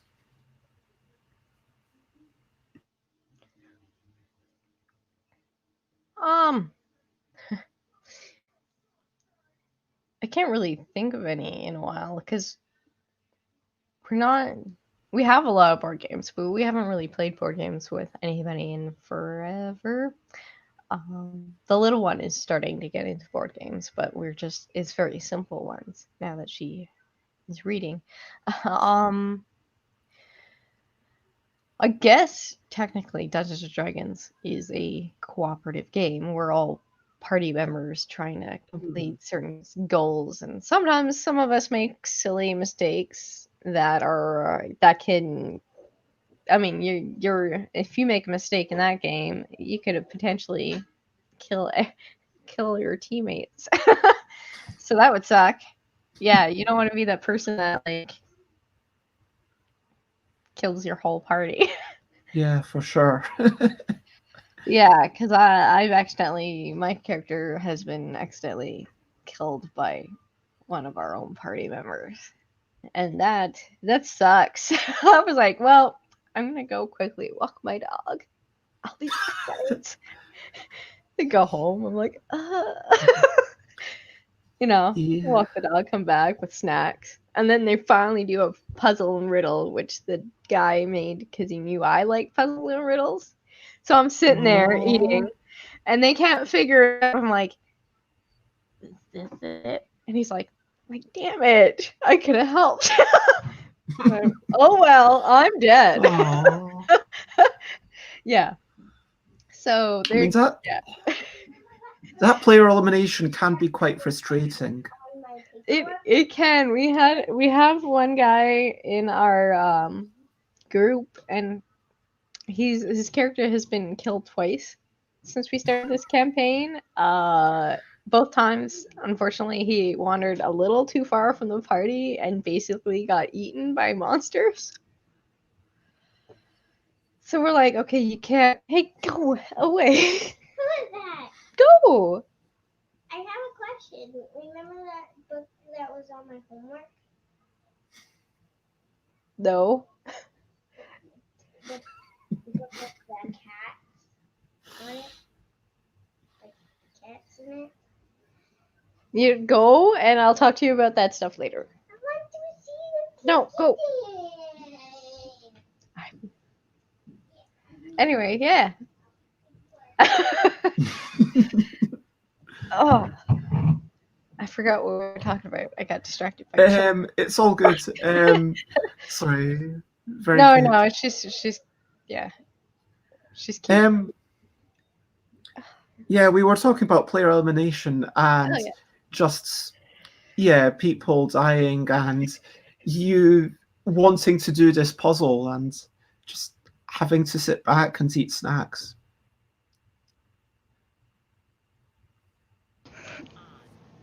Yeah. And Alex mentions letter jam that we were mentioning. Apparently there was that anxiety for some people around that table. What you said, Kat, of, oh, maybe I can't quite make a word. And letter jam's an interesting one because no one technically has to make a word. And if there's 8 people around, I don't know what number it goes up to. Someone would have to let me know, or I'd have to look it up. But let's say you're playing at the max player count, for sure. If one of the people never made a word, you could still win the game altogether, because as long as everyone's gotten enough chances to do things. But I think it's 2 to 6 players, says Bisley. And I remembered that there's some mechanism that you can't do it. One person can't constantly dominate, and you don't want to because other people need to give you clues as well. But if one person isn't comfortable giving clues, then they don't have to. But at the same time, they feel, oh, I'm letting everyone down. And I guess that comes into the question of, do people feel more anxiety about word games and games that involve mental arithmetic, like something that they feel, oh, I'm embarrassed that I'm not able to do this. Do you know what I mean? Yeah. No, I can see that. Like, hey, I'm a horrible speller. I still love word games though, but I'm like, I'm not unfair. Like, I don't know. I know I'm a horrible speller. I tell people like all the time. I'm like, man, sometimes I just forget how to spell words. Like, I forgot how to spell us once. I'm like, that was dumb. I'm like, us. Were you like, oh, I'm like, is there's an there S in there, but I can't remember what that other thing was. Yeah, thank God, like, Google, I can start typing, and then usually something pops up. But there's been moments where I've tried spelling a word, and even Google's like, I don't know what you're trying to spell. I'm like, darn it. But, are you dyslexic? No, it's just not great at spelling. No, my husband is, and that's why he doesn't like word games, especially Boggle, because then your letters are everywhere anyway, and I can see. I'm like, oh. But I used to just Boggle all the time on like the computer when it was on. So you are actually digging Boggle, even though I would have thought that you would struggle with that. Like with Scrabble, is it's a case of you just put down some tiles and say, I'm not sure about this, and then the other person will say, oh yeah, that's correct. That's or why that's it wrong. comes with the dictionary, right? Because if you spell it right, oh, well, oops. But usually I'm making sure I'm spelling a word correctly. Go away. No. No, I'll play Boggle for hours. I think because when I was playing it on the computer, I would type words and then it would, obviously, any word that wasn't a word, it wouldn't show. It actually probably helped with my typing because it was like, boop, boop, boop, boop, boop. But, so what's about in real life? Have you played many word games in real life?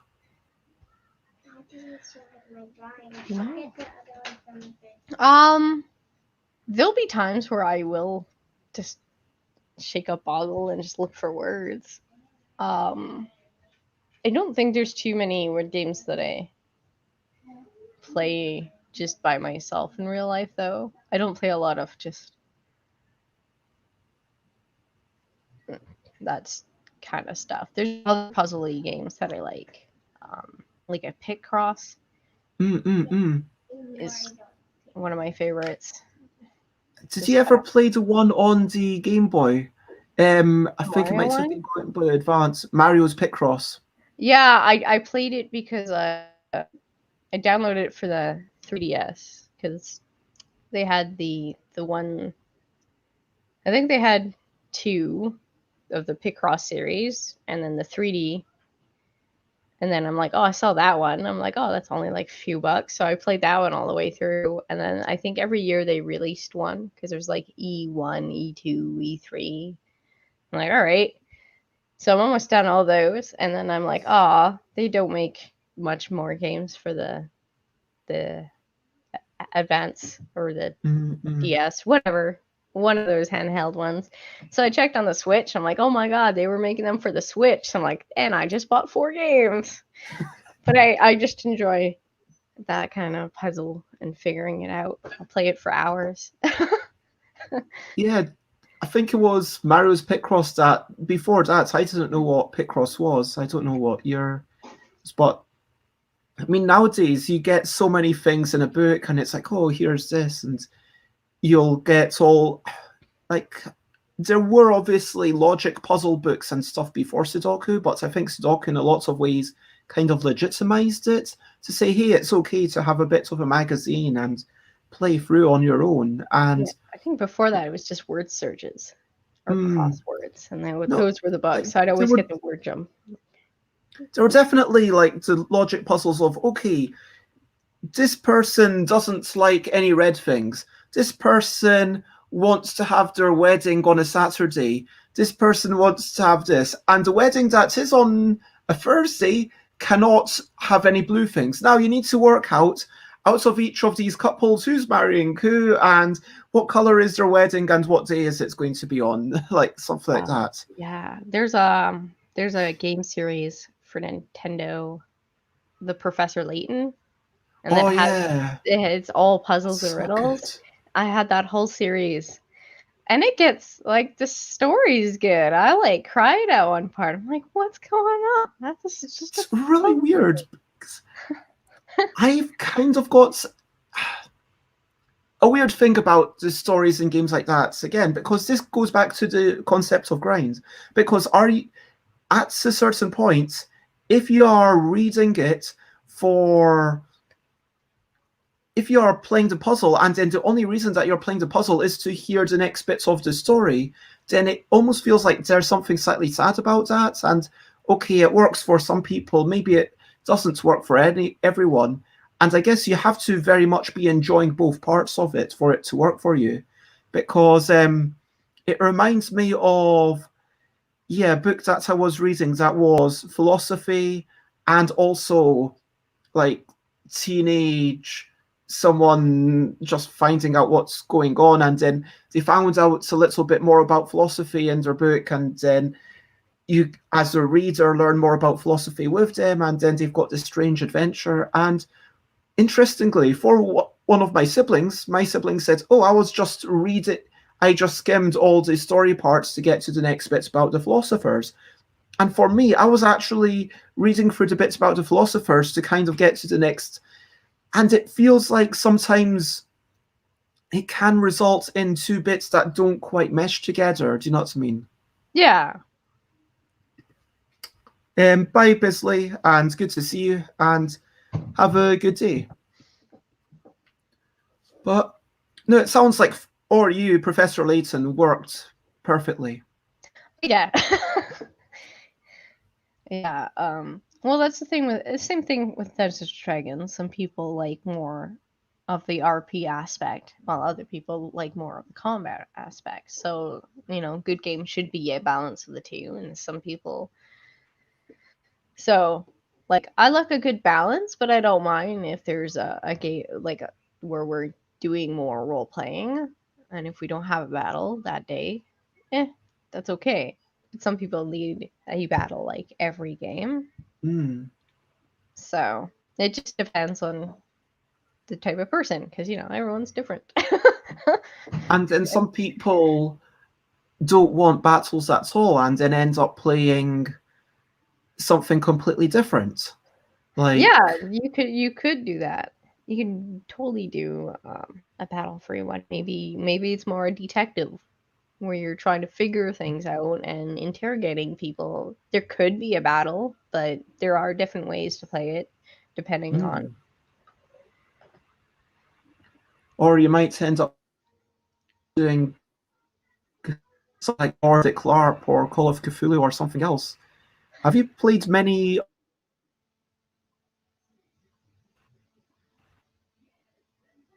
Oh no.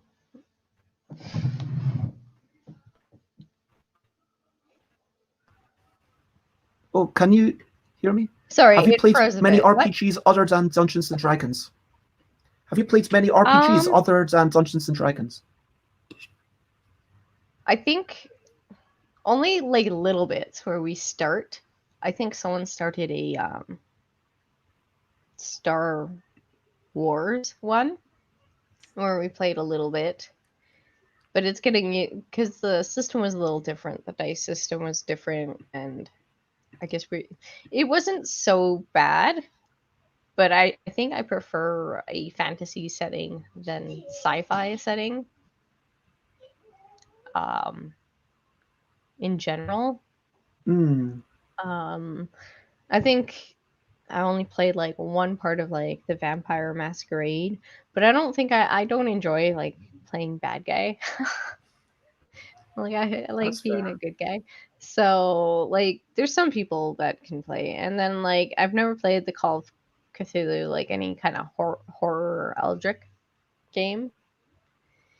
So I'm not very good at horror anyway. Like it depends, because I like some aspects of horror. Some of the story can be good, but if it's just hack and slash and gore, I don't like it. I think, but I do like some of that. Sometimes that suspense or some, as long as it's got a good story. There's a few movies like Del Toro does. He did like the I've not Hellboy seen that one. movies. Oh, he's done like the Hellboy, the first two Hellboy movies. He did The Shape of Water. He's the director. Okay. But he does a few horror, because he started out as horror. And I think there was one like The Orphanage. It was like subtitled, it was in Spanish. And he's done a few other ones where it's more of the story. Like he did Pan's Labyrinth, and that was intense. But it was like it was good. I enjoy it. But yeah, that one was a little gory when the guy's nose got punched in. You want something a bit more heroic and a bit of escapism from reality. Yeah, so I'm like, hopefully not everyone dies at the end, because that's a dumb thing too. Or time travel, so things never actually happen. I hate those. I'm like, why? Everything that we watched didn't matter then. I'm like, ah. But yeah, so I'd rather have your fantasy adventure. Yeah. Here there's some, Dallas? I hear there's like one season of Dallas where it's like everything was a dream, an entire season. because it went that badly that they just retconned the entire season. I think Dallas was before my time, but I have heard of that though. Yeah, and I'm like, oh Yeah, I never. I don't think. I think I might have seen like a clip of it somewhere. But you know the website TV Tropes. Yeah. Like you can. It's. I spend so much time occasionally just looking through that and learning about what's happened in media and fiction and stuff, and so. I'll do that sometimes with the horror movies. I'm like, oh, I'm not going to watch this movie, but I want to find out what it's about and see all the secrets about it. I'm like, yay, that way I can know what it's about without having to watch the movie. I'm like, yay. Like, I think one of the horror movies I did watch was, because I read the book, was Misery. So I read the book first, and then I watched the movie. And they did fairly good with it, I think. I'm not sure what Rob means. I'm assuming this is this to do with Dallas? Bobby wakes up in the shower. I think that's what we were talking about. Okay. I wasn't sure if it was something to do with Misery, but yeah, I think maybe Rob knows what's up with Dallas.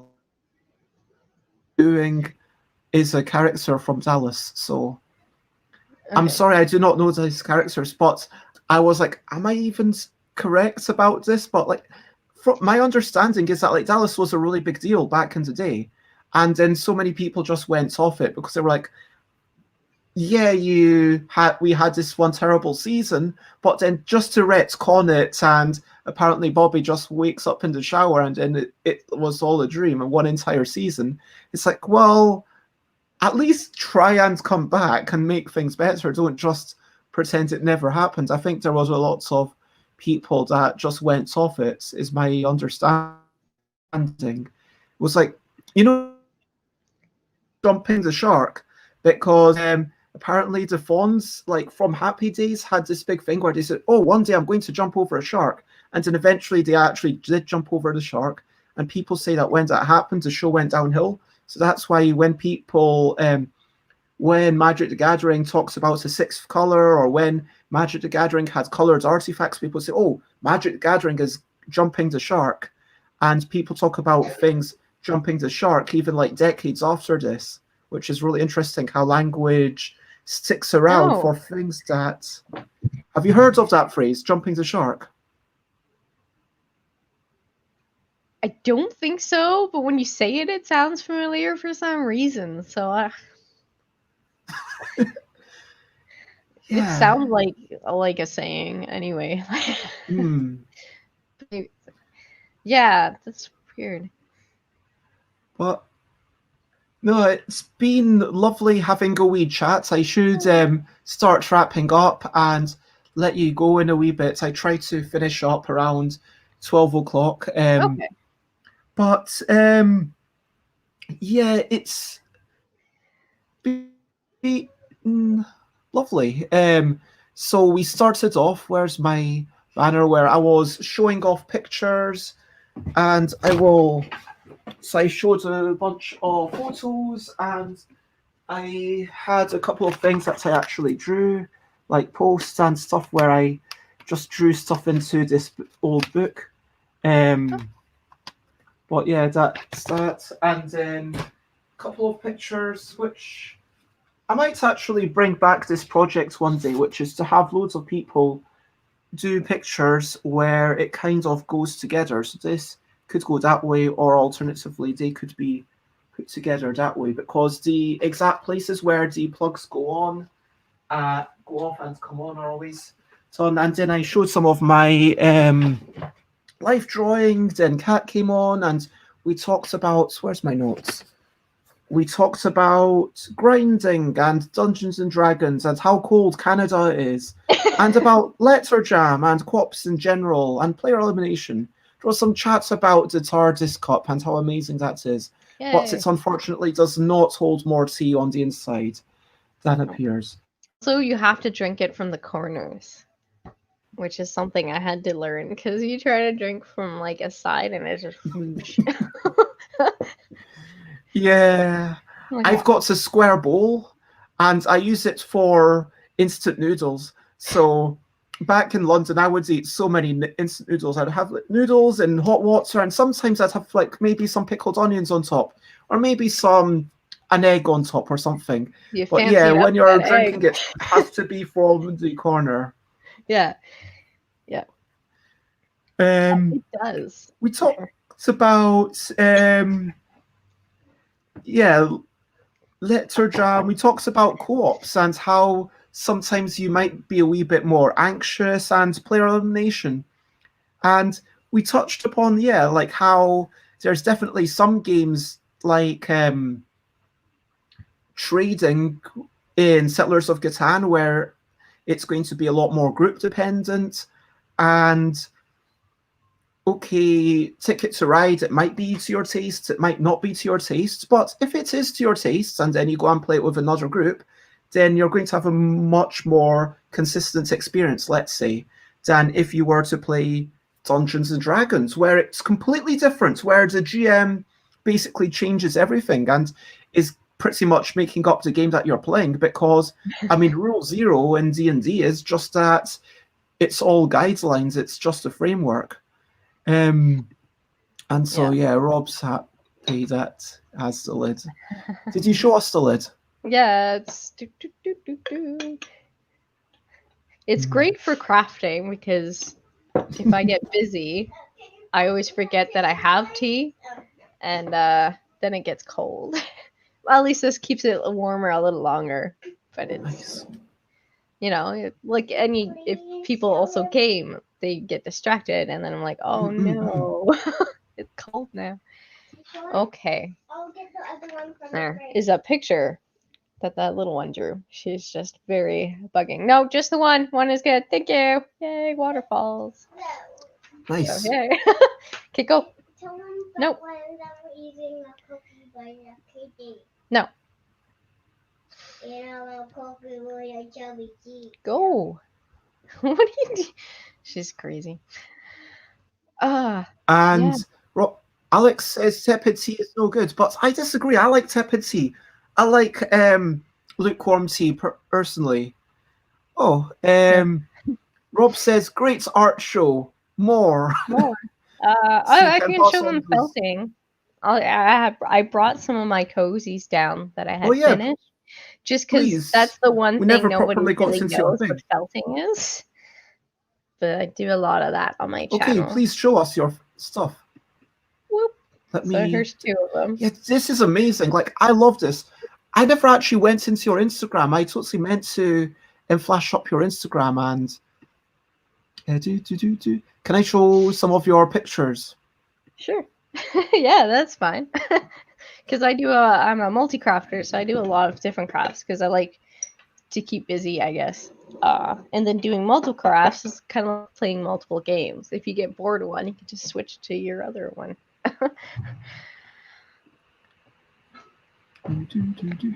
So yeah, if you want to show more of your things, then please feel free to show off anything, or you see, I also make a lot of dice bags.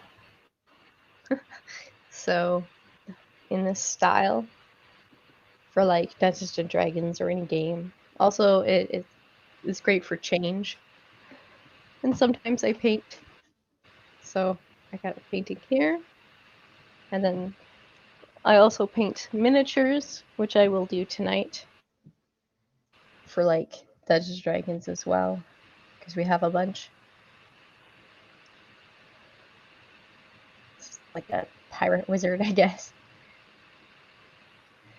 So lots of different things. Oh yeah. A lot of animal themed work, but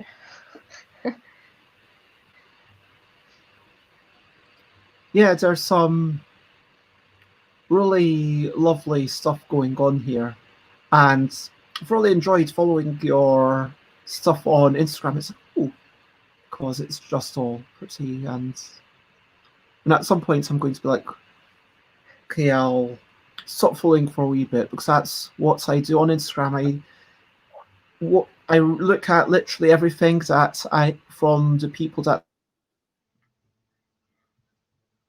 it's like, okay, I need to stop following half these people just so I start seeing new stuff, if you know what I mean.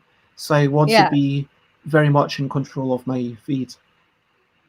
If I ever got to points where I wasn't looking at 100% of who I'm following, then then I'd be letting Instagram dictate that to me. But yeah, it's beautiful stuff, and it's so cool. So if you want to check out Crystal Cat, then what times do you stream? So I stream, Monday, Tuesdays, Thursdays at 7 a.m. Standard Eastern Time. So I think that's noon for you. Friday nights at 7 p.m. or 7:30 at night, which I guess would be like 12:30 at night for you. So that's a little late. And then Saturdays I do at 8 a.m. in the morning. And it's only usually an hour and a half to 2 hours, because it's my time in the morning before the little one is online school during the week. Saturdays, sometimes it's more 2 to 2.5 hours because it's Saturday and there's no school. So, yeah, a lot of people just, I'm kind of like a morning show, chill, or a show, depends. It seems like morning or like bedtime for some people. They say I don't talk too much unless someone like brings up a topic that I'm really into. I try to talk a bit though. But it's just they enjoy watching. It's very chill morning time. Yeah, just kind of knowing that it's live and this is what someone is doing right now, it kind of lets us feel like we're not just completely on our own in these strange times. Do you know what I mean? Yeah, like it's fun because some people will be working on their own thing when they're watching. Some people aren't crafters and just enjoy watching other people make things, which is neat. And some people have no idea what I'm doing because they I guess saw the stream rater saying and then popped in and then they're like, what is this? I'm like, hey, there's making and crafting on Twitch. I'm like, wow, I didn't know that. Well, now you do. So yeah, it's been interesting exploring Twitch and all the different communities. Like there, even within like board game designers, I think there's only 4 people who could say were board game designers doing lots of streaming, which is myself, Matthew Dunstan, Omari, although I've not seen much of Amariko's stuff, and Michael Fox from Hub Games. Oh my,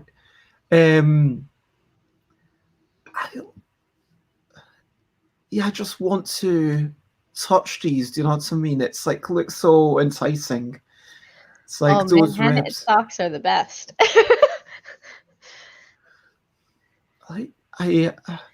But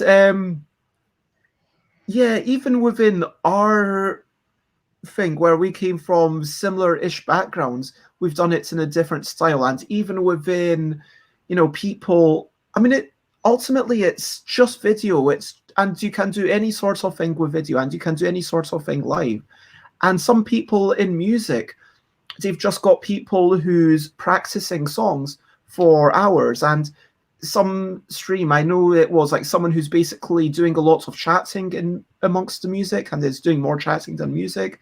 Some other people that are just doing a rock concert and it's just song after song after song with a quick oh, thank you everyone, and like 20 seconds in between songs. And there's so many different ways. And I watched someone where I mentioned, oh, by the way, got a small typo, and then I didn't realize at the time that I shouldn't have done that because apparently they were really it was my first interaction with them, and I was like, okay, there's a typo, presumably they'd want to know about it, and I say, oh, this is what maybe it should be, and then they had, but it's not their first language, and they felt uncomfortable with their English, even though their English was really good. So I was bringing up some issues. So like that was definitely a lesson for me to kind of maybe check in here, or probably don't give constructive criticism generally, because you'd never know when it's wanted or when the other person's just wanting to do their own thing. But sorry, that's what we do here. I just have lots of tangents and then follow the train of thought. That's okay. But Omar Akil did a live design session last night, I assume. It looked really fun. And is that who you're talking about? And yeah, like within myself, even within my own streams, like they're quite varied. Sometimes I have people, and then we're discussing, soon we're going to be discussing prototyping. I think it's next week on Tuesday. It's like 2 hours, myself and 3 other individuals who've made games. Let's discuss prototyping, what goes into it. And sometimes it's just a getting to know you chat. Like Fridays, I want to kind of ask more people to say, hey, even if you can only jump on for half an hour, it's all good. And sometimes I'm just playing through a thing or blethering on about a thing or showing off drawings that I've done, because hey, I'm more than just a board gamer. Do you know what I mean? Yeah. And yeah, as someone who doesn't necessarily have days where I do certain crafts, it's like, yeah, they'll just be surprised by what I'm doing. Like for Fridays, I'm like, Friday nights are my paint nights, because then I'll actually do some more painting for the miniatures.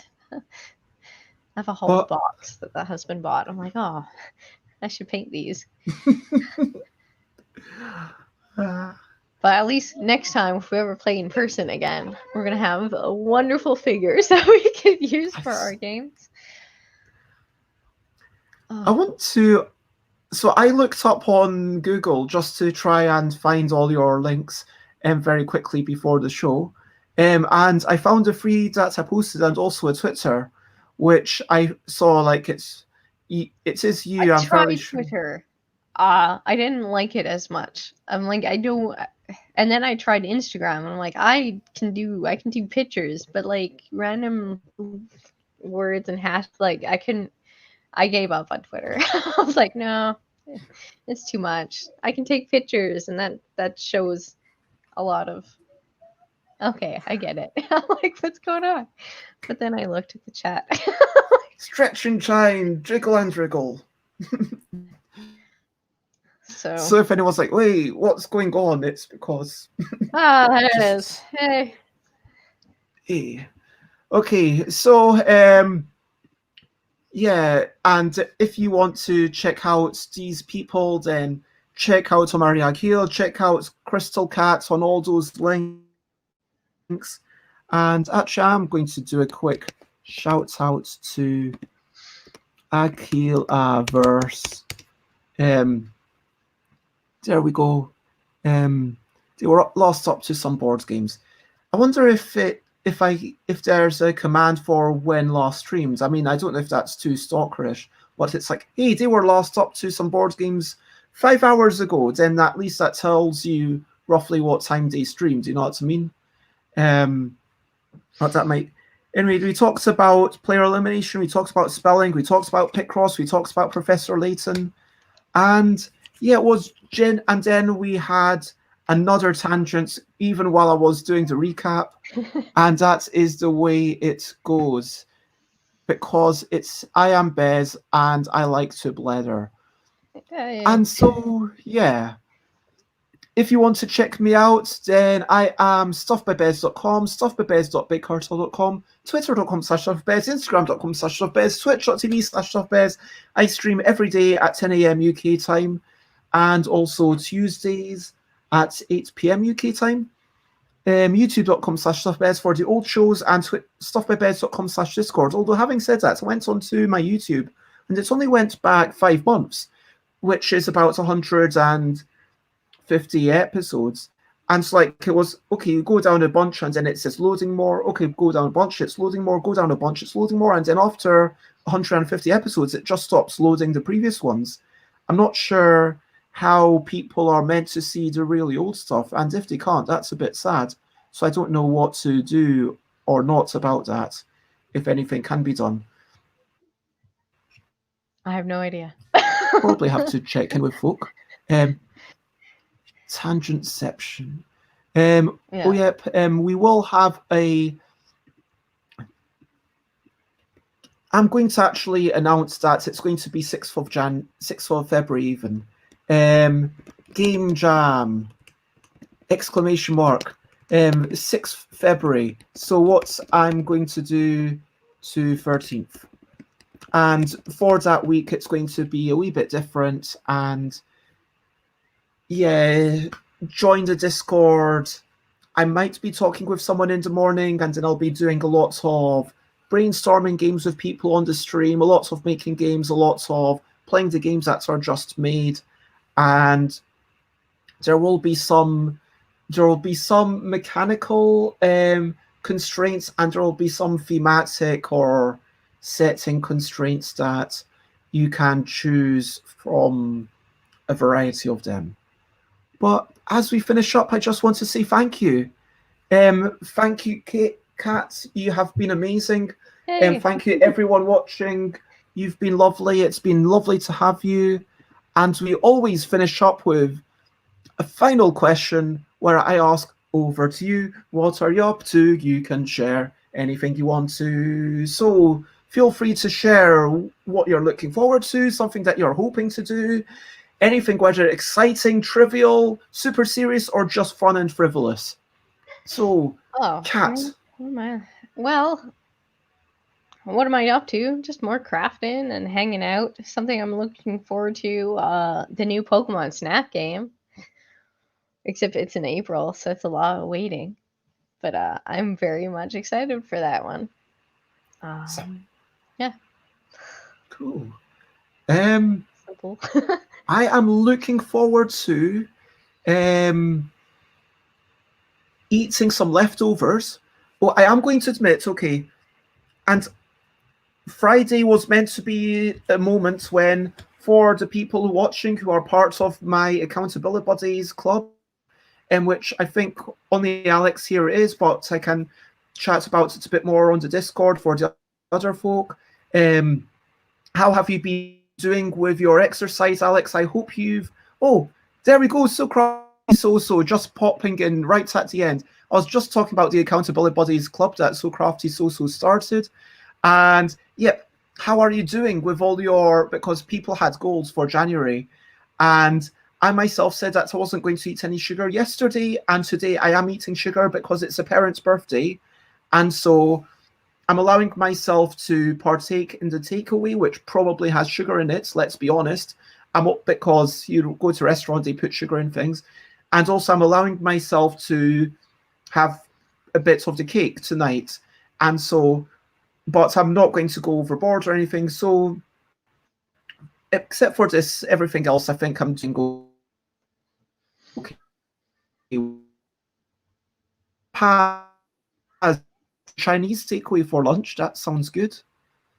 You can't just make a blanket rule like that, because then you say, oh, I'm celebrating the end of the week. Oh, I'm celebrating the start of the week. Hey, now I'm celebrating the middle of the week. And yeah, it depends how many celebrations you go to.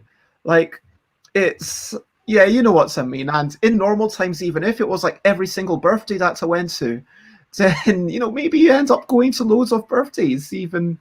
But, oh, wow. You even went out in a storm. That sounds awesome. Well done, Alex. I think that deserves a bit of silent applause. So, celebrating the top of celebrations. Oh, but yeah, how is everyone else doing, and what my ambitions are? I'm going to send out a quick couple of emails. I'm going to send out a Kickstarter update telling people about Categorical, why it's late, the reasons being and the problems that I see in the future, which are Brexit related and COVID related. There's a lot of COVID and Brexit related, and there's a little bit of personal ownership. I need to take personal accountability for sure. But there's a lot of honestly, those two things have been seriously impacting on my ability to make, test, and get games over from Poland. That is not a thing that I can do anymore, to get things over from Poland without paying hefty fees. And so anyway, I think that Alex is that frustrated. Oh no, wait, that's a smile. Sorry, that must have been about the getting out. But yeah, anyway, and I'm having my weekly catch up with Jason.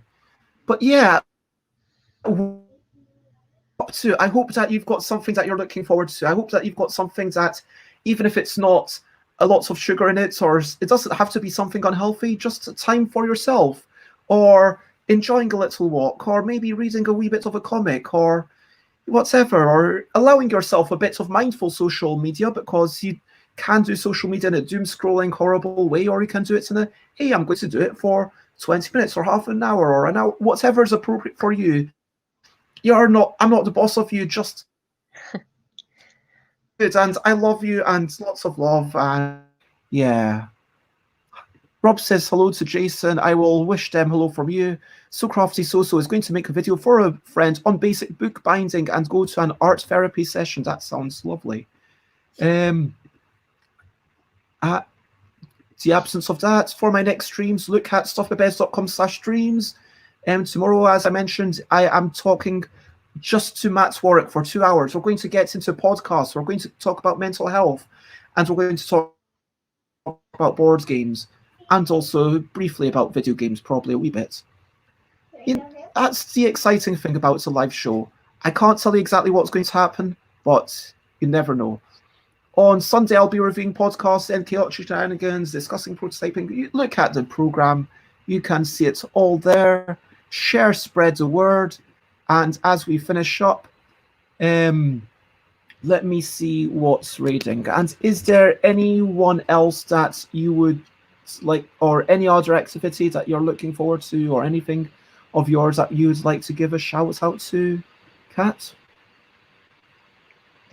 Oh, sorry. The internet went weird, and then I heard the last part. Anyone that I have on? Oh, no, my internet's being dumb. I can't look to see who might be on, so... Or anything that you're excited about that you want to say?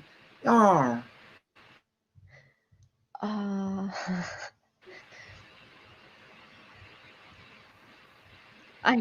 No, my mind's blank. Apparently it's Alice Sam's birthday. It's almost my birthday. That's exciting. Oh, when is that? It's the 7th of February. And I have to get my brother something because we're twins. So I'm like, we give each other gifts. So I'm like, it's almost my birthday. I'm like, oh crap, I have to make sure he gets something.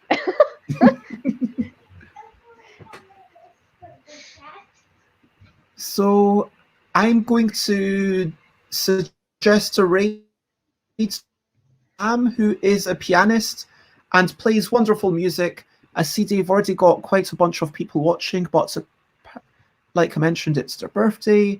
And yep, if you want to copy paste some of the raid message or all of it, then feel free to, because especially with loads of people there, it's nice to sometimes make a splash. Otherwise, there is only one thing left to do, and that one thing left, and it's been lovely having you, been loving like everyone in chat, and lovely having you, Kat. And if you're ever fancy just dropping in on a Friday, like if you let me know the night before, then I'll be able to kind of put in the banner ready at top, if you know what I mean. But even if you just get up and you're like, hey, I fancy dropping in on a Friday, Fridays, everyone's welcome. If I ever wake up super early, I'm like, oh, I should not go back to bed. Oh. Well, bye, bye, bye, bye. This is a goodbye song. Bye bye, bye bye. Thank you for watching along. Bye bye, bye bye. This is the end of the show. Bye bye, bye bye. And now it's time to go. Bye bye, bye bye. This is the goodbye song. Bye bye, bye bye. Thank you for watching along. Bye bye, bye bye. This is the end of the show. Bye. And now it's time to go. Bye bye. Bye bye. Bye bye. Bye. Bye. Bye. Bye.